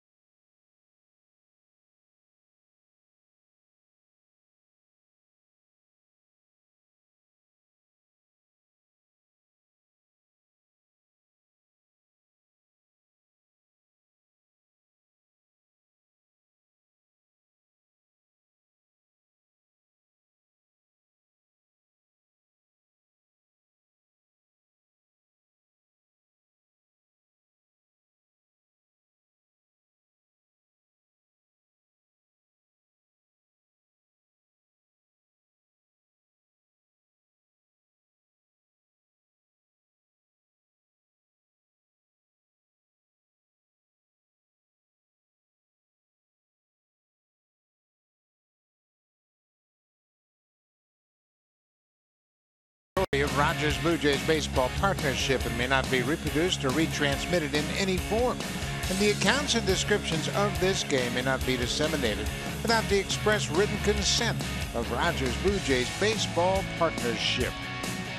Danny Jansen with a 2-run home run way back in the second. That was after Rowdy Tellez had driven in a run. Ryan Borucki has been terrific through 6 innings. Borucki, no runs on 3 hits. And Nervis Solarte, the third baseman, starts things off here in the 7th. Sean Gilmartin's been pretty good. He's allowed just 1 hit since coming into the game. That was a single by Gurriel in his first inning. He's pitched a lot like Ryan Borucki. Fastball inside, a little changeup, a little breaking ball. Cody Carroll's now starting to warm up as Gilmartin is getting close to the end. A lot of turnover here in Baltimore since the trade deadline. Popped up on the infield. Second baseman VR calling for it. Makes the catch on the dirt. 1-0. Kevin Pillar will come to the plate, and yesterday after the ball game, the Blue Jays won the game. But Pillar's in the bench, and you see who he's talking to. He's got the outfield coach, Tim Leeper, and all the outfielders. And Pillar was talking about focus and concentration. Remember in that game, Teoscar Hernandez tried to barehand a ball that was clearly a double.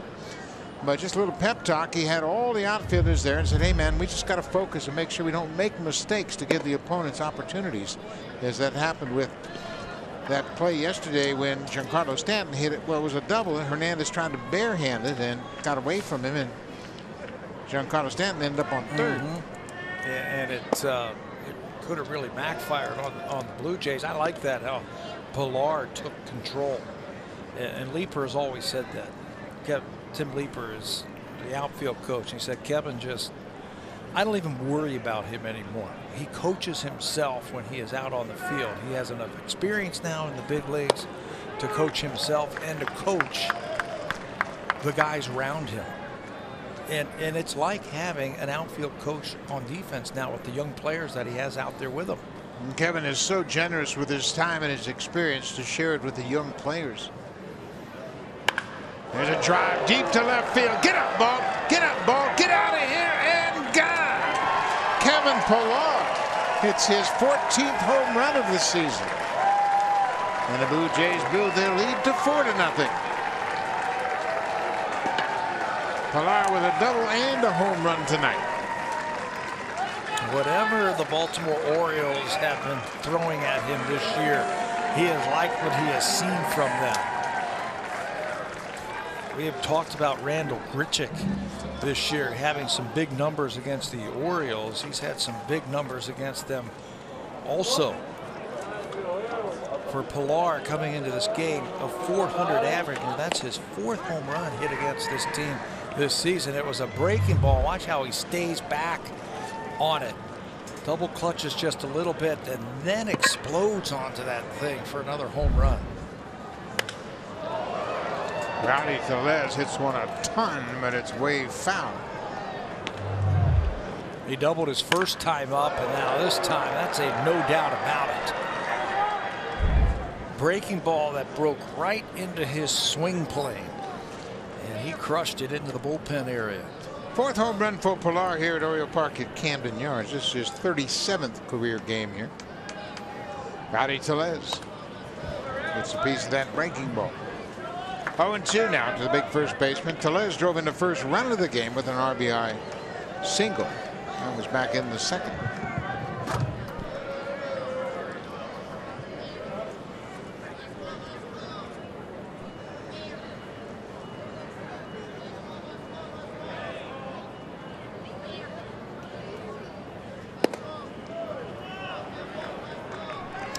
Tellez was called out on a strike the last time up. It was a breaking ball that stayed inside. He thought it was off the plate inside, but he was called out. Gilmore threw an inside breaking ball. It broke just enough to catch the inside corner.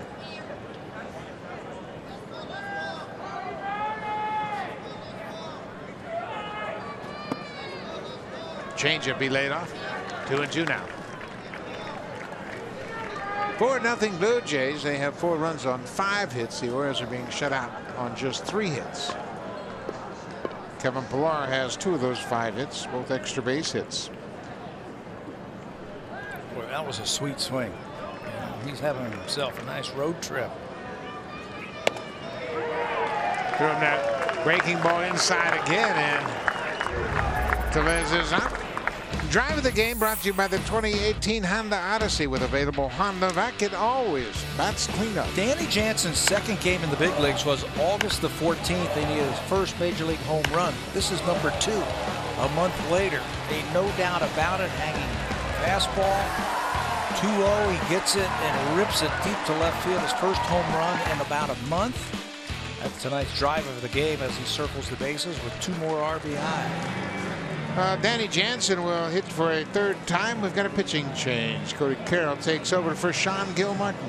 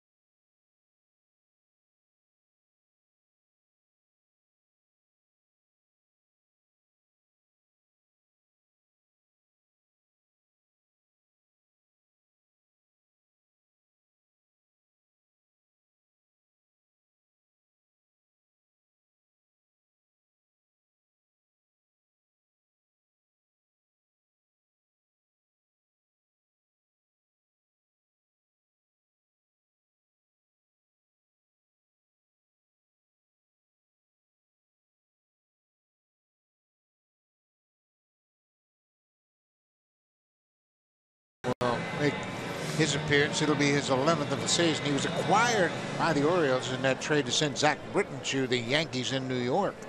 He's on here in relief of Sean Gilmartin. Former Yankee draft pick. He's got a good arm, but at times not real sure where it goes. You can see down there he's had 10 walks in just 7 strikeouts this season so far in 10 innings. Danny Jansen goes after the first pitch and hits it on the line. Nice running catch by Trey Mancini. So Jansen hit it hard. Cody Carroll gets worn out with 1 pitch. We'll go to the bottom of the 7th.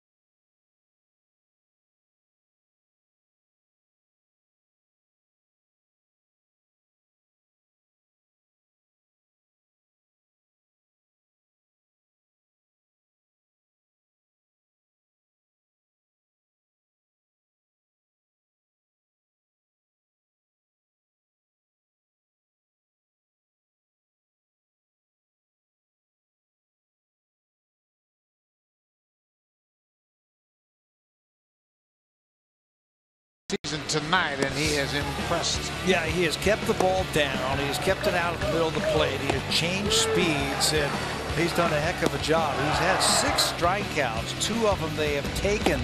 Not really sure what they're going to do, but when you're moving the ball in and out, up and down like Barucki has, the Orioles haven't been able to figure him out. They had 2 hits in the 3rd inning. They had another hit in the 4th inning, and that has been it. He's retired the last 9 batters in a row. It's taken him 76 pitches to get through 6 innings, and he's got plenty more in the tank. Just 1 walk and 3 hits, and Aledmus Diaz comes in defensively to take over at 3rd base for Yernevis Solarte. So Diaz, a very good defender at 3rd, as we have seen. He's made a nice adjustment defensively over to the hot corner.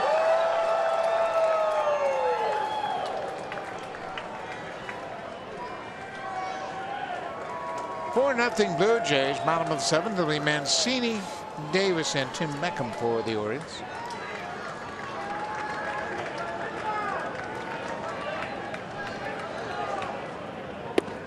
First pitch changeup in there for a strike.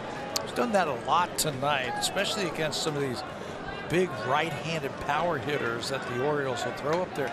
Just take a little something off your pitch and get a head strike what? Change up. He's done that a few times. He's thrown his slider, one of those get me over sliders early in the count to jump ahead, strike 1, and then fire a fastball in there. He has really changed speeds well tonight. He's in the driver's seat. It's 0-2. Bounce that one in the dirt. Barucki's working to Trey Mancini, who's had quite a couple of years here in Baltimore. Over his first 2 seasons, Mancini has hit 47 home runs. That's the 4th most home runs for an Oriole through 2 full seasons. Big Jim Gentile hit 67 home runs in his first 2 years. And Cal Ripken is second with 55. Eddie Murray hit 54 in his first 2 full seasons. And then Mancini with 47. Pretty impressive. A couple of Hall of Famers just ahead of you. Mancini certainly doesn't get the attention he deserves. He's a good hitter. And a little bit of an adjustment period this year, where he's bounced back now. He's hitting .240, but last year, like we talked about, he caught the league off guard. Now the league has handled him, and he's got to readjust. He had a great series against the Blue Jays the last time they were here just a couple of weeks ago. A couple of home runs. He's got some power the other way. Leiter Jr. now starting to warm up.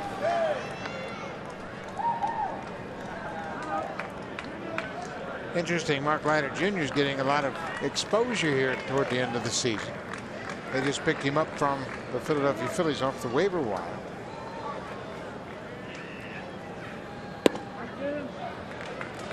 Just missed inside. The Blue Jays are going to have a lot of tough decisions when they try to pare down their 40-man roster and get ready for the Rule 5 draft in the winter meetings this December. Off the end of the mound, hit weakly towards short. Gurriel quickly fires in time. We talk about the improvement of the minor league system. There are going to be a lot of guys, about 15, that are going to be have to be protected for the first time. So you have to add them to the roster or make a decision to expose them to the Rule 5 draft. But it has been a few years since the Blue Jays have had that much talent in the minor leagues that they had to make tough decisions. They've been talking about depth and trying to acquire depth throughout the organization, and they finally have that. Well, with that depth comes some big baseball decisions. You might even see some moves this offseason to make sure you get enough people on that roster. You might see some 2-for-1s or 3-for-2s.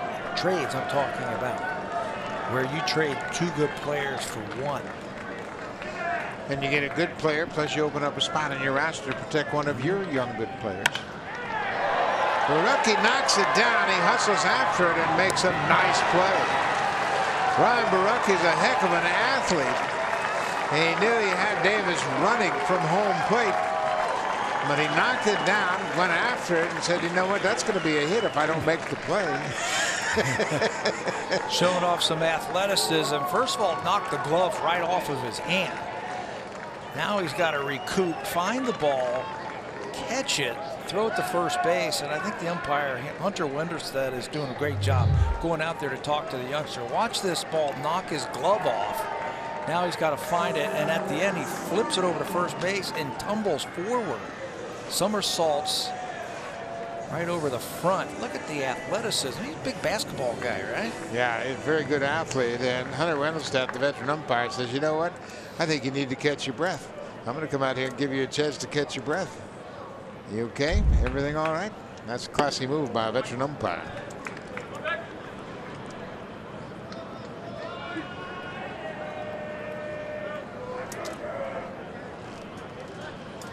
Tim Beckham, the shortstop's gone 0 for 2 with a strikeout. He waves at that changeup. Boy, that's been a bread and butter pitch for him all night, hasn't it? Yeah, early in the count, he's been able to use that and get ahead. Orioles have helped out a couple of times swinging at pitches off the plate. Danny Jansen's done a good job of working with Barucki tonight, in and out.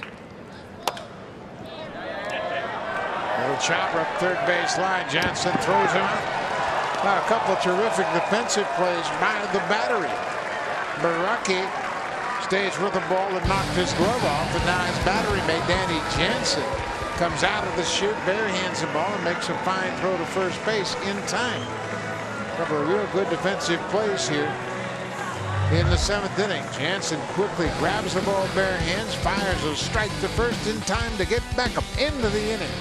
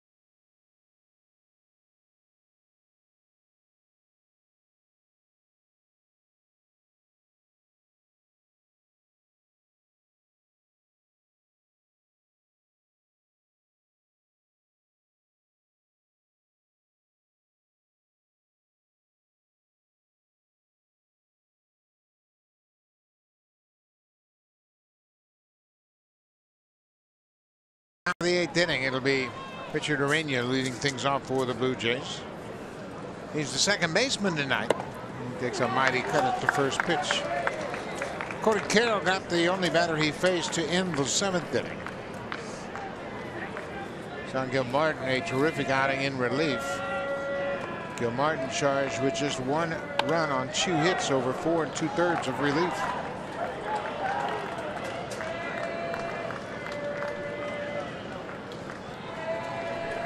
Quickly 0-2. Mentioned Cody Carroll was acquired in that trade. Yankees traded for Zach Britton. They had to give up some good arms. Cody Carroll was one of them. He had a great run in the minor leagues this year, as he went 178 batters without allowing a home run. And then the first 32 batters he faced here in the majors, he didn't give up a home run. He's got a split that he will use for a strikeout pitch. That looked like a slider right there. Slider, split, changeup combination that he uses for his out pitch. He's got a pretty good arm. Again, his only worry, I guess, for the Orioles is his ability to throw strikes consistently. He's got plenty of fastball. 96 for the strikeout. 1 away here in the 8th.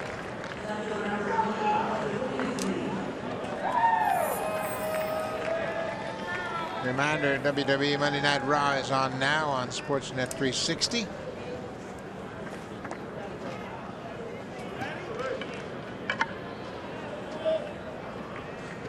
One away. Billy McKinney is 0 for 3 with a couple of strikeouts. First pitch, breaking ball. Mentioned Carroll had that long homerless streak in the minors and carried into the big leagues, and wouldn't you know it, his first home run allowed went to a Yankee team he came from. Neil Walker had a home run on the 24th of August in the 10th inning off Carroll. And then he would give up his second big league home run in the same inning to Luke Voigt, a big right-handed hitter. And that happened more often than not, doesn't it? Guy gets traded over and everybody knows him. Danny Jansen knew what this guy was throwing. His first pitch he saw last inning. I'm sure their paths crossed somewhere. AAA for both of these teams play in the International League. Of course, AAA for the Blue Jays is Buffalo. AAA for the Orioles is Norfolk. Little cutter right in on the hands of Billy McKinney. A sky-high pop-up. 2 away.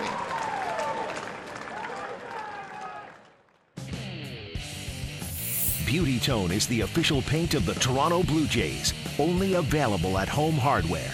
Here's how.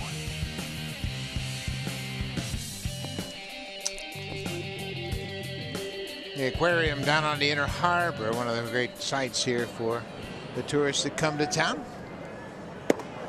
Notice Gurriel Jr. is 1 for 3. The Jays have only 5 hits.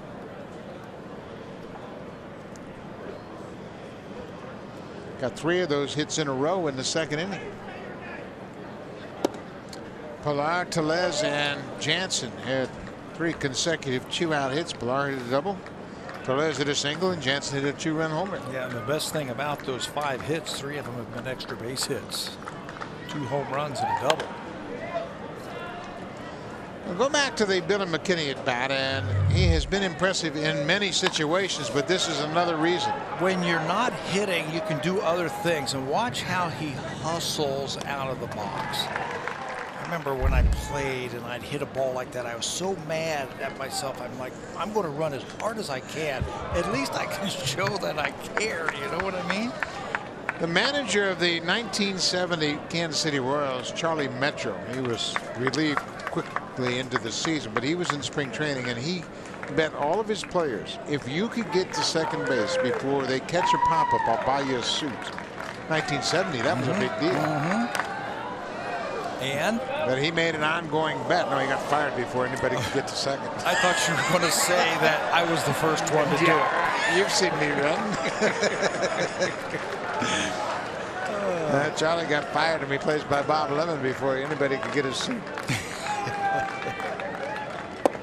Gurriel swings and misses and loses his bat. So we'll go to the 8th. The Blue Jays will lead it 4-0. Now time for Blue Jays Central Up there. Here's Jeremy Campbell with Joe Siddle and Kevin Barker in the Samsung broadcast studio.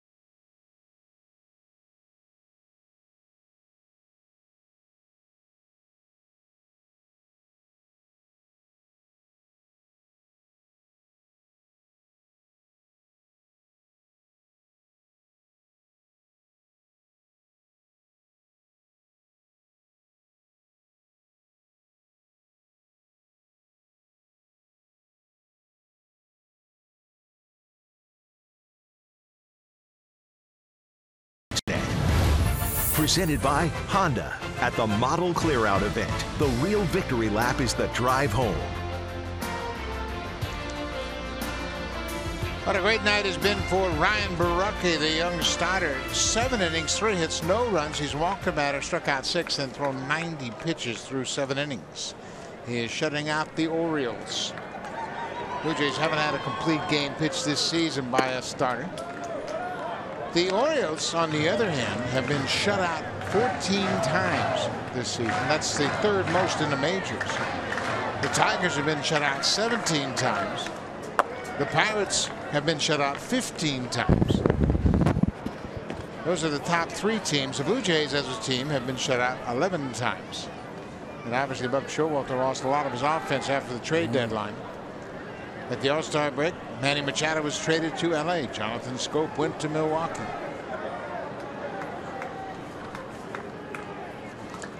Renato Nunez has one of the 3 Oriole hits. He fouls this one back.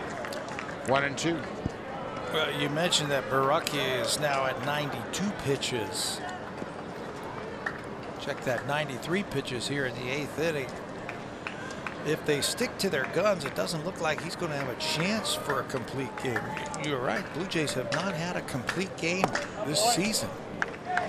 Unless he can have a really fast inning, they might give him a shot to come back out in the 9th inning. I don't think there's any reason not to send him back out. He has really been breezing. He hasn't thrown a stressful pitch all night long.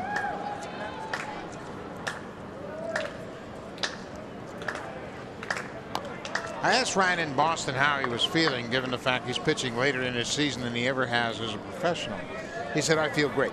He said, after I pitch, I don't do anything. The next day, I don't do anything. I don't throw.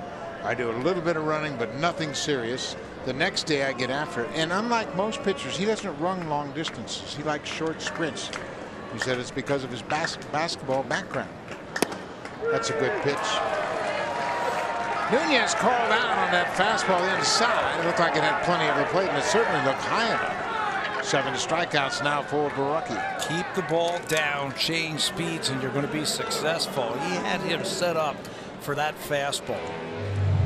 Nunez looking for the changeup. He crosses him up by throwing that fastball right at the knees. Plenty of plate for another strikeout. 1 away.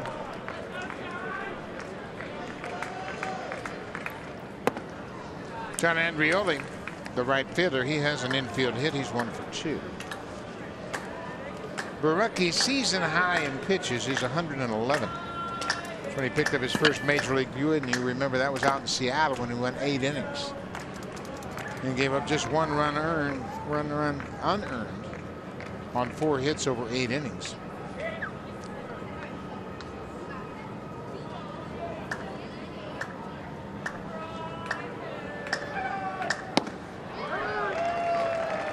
He's had command of the inside corner to the right-handed hitters all night long, whether it's with his fastball, his breaking ball, or a changeup. Inside, and then he can fade that changeup. He's gotten some of these righties with that changeup down and away a few times. Fly ball all right, no problem for Randall Grichuk, 2 away. Let's check in with Jamie Campbell. He's got an update for us.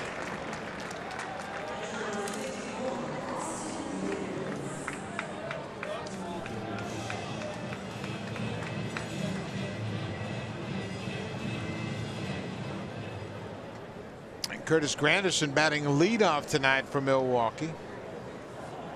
Yelich 3 for 3. He's hitting .316 for the season. How about those pickups? Yelich and Kane. Yelich hitting .316. Kane hitting .309.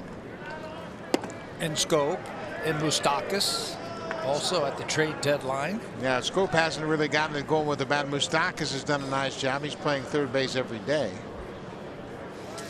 Don't sleep on that team. Oh, they're a good team. Yep. They're a very good team. They've got a very favorable schedule the last 2 weeks of the season also. And of course they got that monster down in the bullpen, Josh Hader, and he's got 3 strikeouts tonight. Hader faced 3 batters, struck them all out through 15 pitches. What a season he's had. 130 strikeouts in 74 2/3 innings. He used to pitch for Houston and Baltimore. How about that? How does Baltimore let him go? Well, that's why you don't give up on left-handed power arms. You just stick with them until they figure it out. 2-1.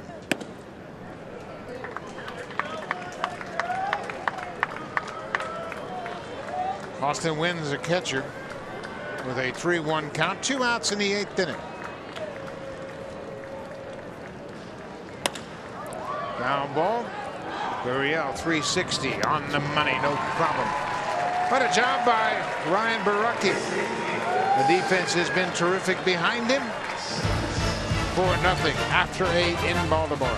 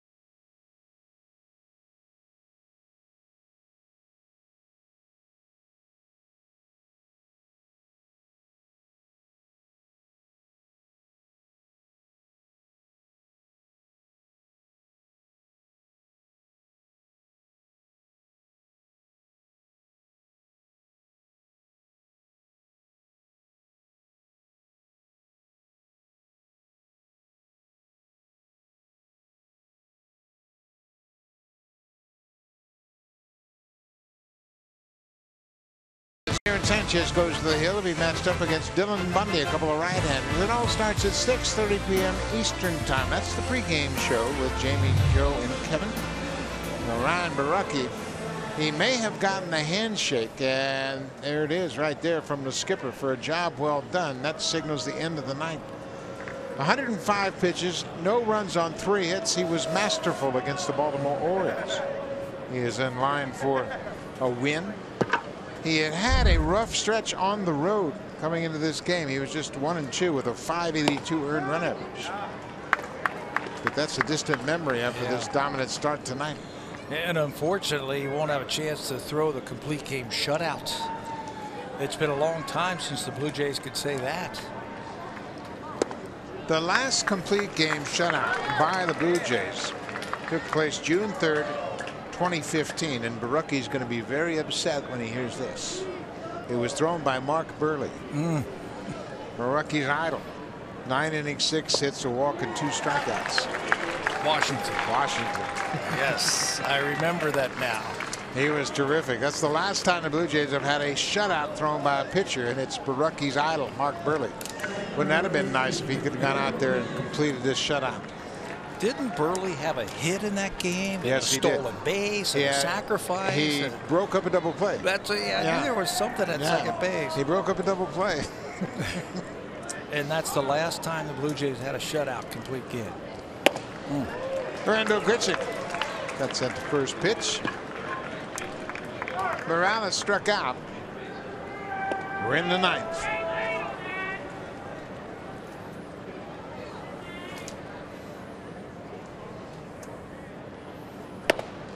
Another high fastball to Grichuk. Girl's got a good arm. He looks like a starter, doesn't he? Yeah, he has some starting experience in the minor leagues. He's 6'5", so he's got that good downward plane. Again, just he needs to be able to command and control his pitches just a little bit more. But you can see why they wanted him from the Yankees in that Zach Britton trade. The Orioles have really had a tough stretch over the last several years of developing starting pitching. Fastball missed. Of course, they had Kevin Gausman, and he didn't turn out. They traded him to Atlanta. Dylan Bundy, who'll start tomorrow, he was projected to be a front-end starter. He hasn't really lived up to the potential just yet. It's always a possibility.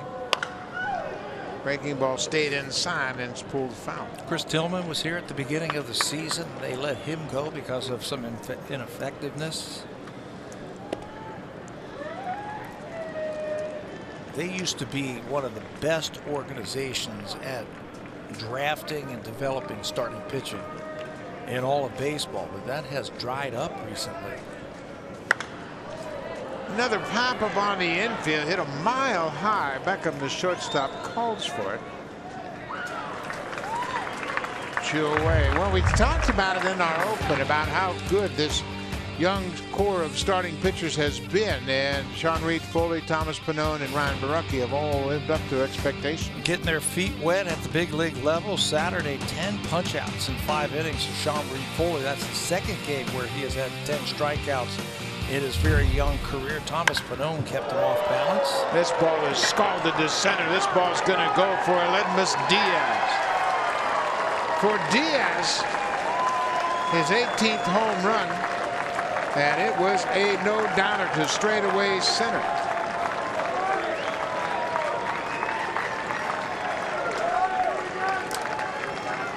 Blue Jays got the home run swings out tonight. That's the 3rd home run, accounting for 4 of their 5 runs. Diaz didn't waste any time. He sat over there and saw that Carroll likes to throw that fastball on the first pitch, and he jumped all over it. That's a new career high, 18 home runs for Aledmus Diaz. He had 17 in his rookie season with the Cardinals, and this was smoked. Boy, that is a pretty swing. What a second half Aledmus has put together offensively and defensively.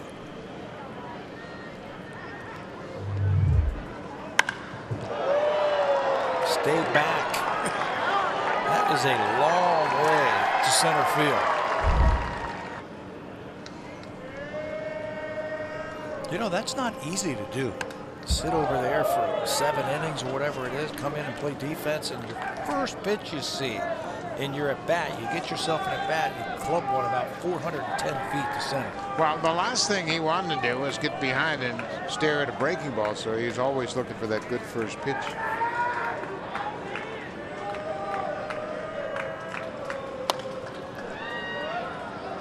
Lar did a good job of getting to that breaking ball to keep the at-bat going.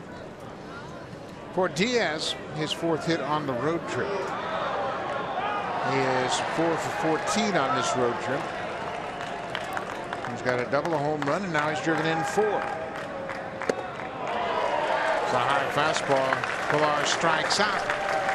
That'll end the inning. Blue Jays add another home run. They've hit 3 tonight, and they have a big lead, 5-0. Looks like Tim Mays is going to come into the game.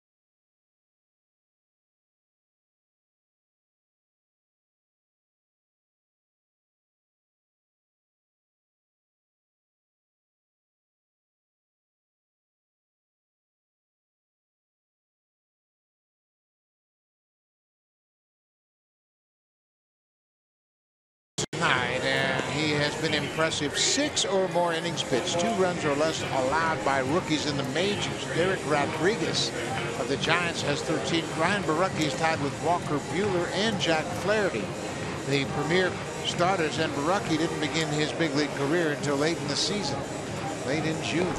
Here's another note that I noticed. Those other 3 guys pitch in the National League, where you got the pitcher spot and some weaker. You got to pitch in the American League East with the designated hitter. So Ryan Barucki, very impressive. 10 times now he's done that. 6 innings of 2 or fewer runs. Very impressive. Tim Mesa will take over here in the 9th inning and try to close this one out for the Blue Jays. Pitching much better lately. 30 games this year for Mesa. 31 2/3 innings. Look at the K rate at 23.2. He last pitched a couple of days ago in New York. Did not record an out. Faced 1 batter, walked him. But he has been pitching much better lately, and he credits his slider being a lot better lately. He's been able to locate that slider, go along with his fastball. This is the leadoff man, Cedric Mullins, batting right-handed. Mullins a switch hitter. He's 0 for 2 with a walk, grounded out twice tonight.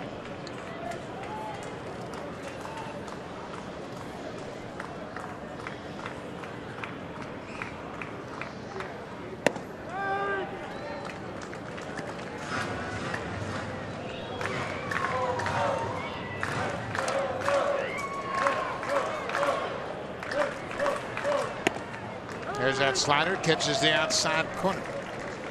Mesa pitched on Saturday at Boston. He faced just 1 batter and walked that batter. Excuse me, that was in New York, not Boston, of course. And there's the slider for the strikeout. 1 away now for a preview of what's coming up next on Sportsnet Central. Here's Ken Reed and Ivanka Osmak.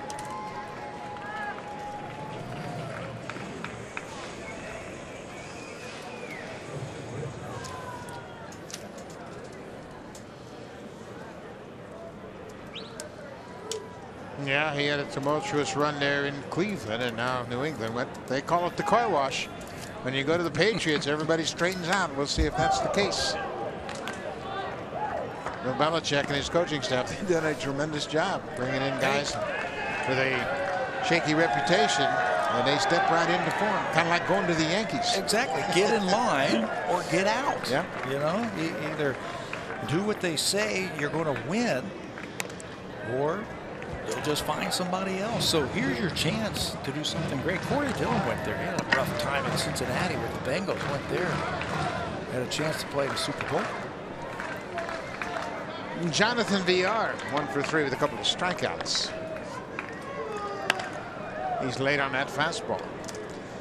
You know, you talk about Josh Hader. We mentioned how he pitched with Houston, pitched with Baltimore. Now he's found a home in Milwaukee. I think this guy's got a chance to be the same type of pitcher. I'm not going to say he's going to strike out 130 in 75 innings, but I think you've got to be patient with Tim Mesa. He's just one of those guys that seems to get better and more confident with each inning he has. And he's just learning. There's that great slider again. 2 outs. Let's check in with Jamie Campbell. He's got an update for us.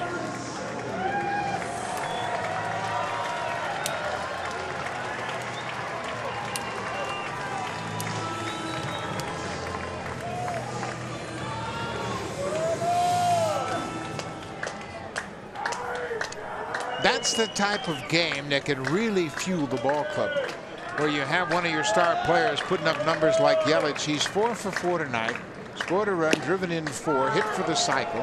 His average is up to 318, and they are putting it on the Reds 8-0 as the Reds are hitting in the top of the 7th. It's at home. Yelich has done it twice now this season, hit for the cycle. Adam Jones fouls it off. 0-2. The Orioles down to their last strike.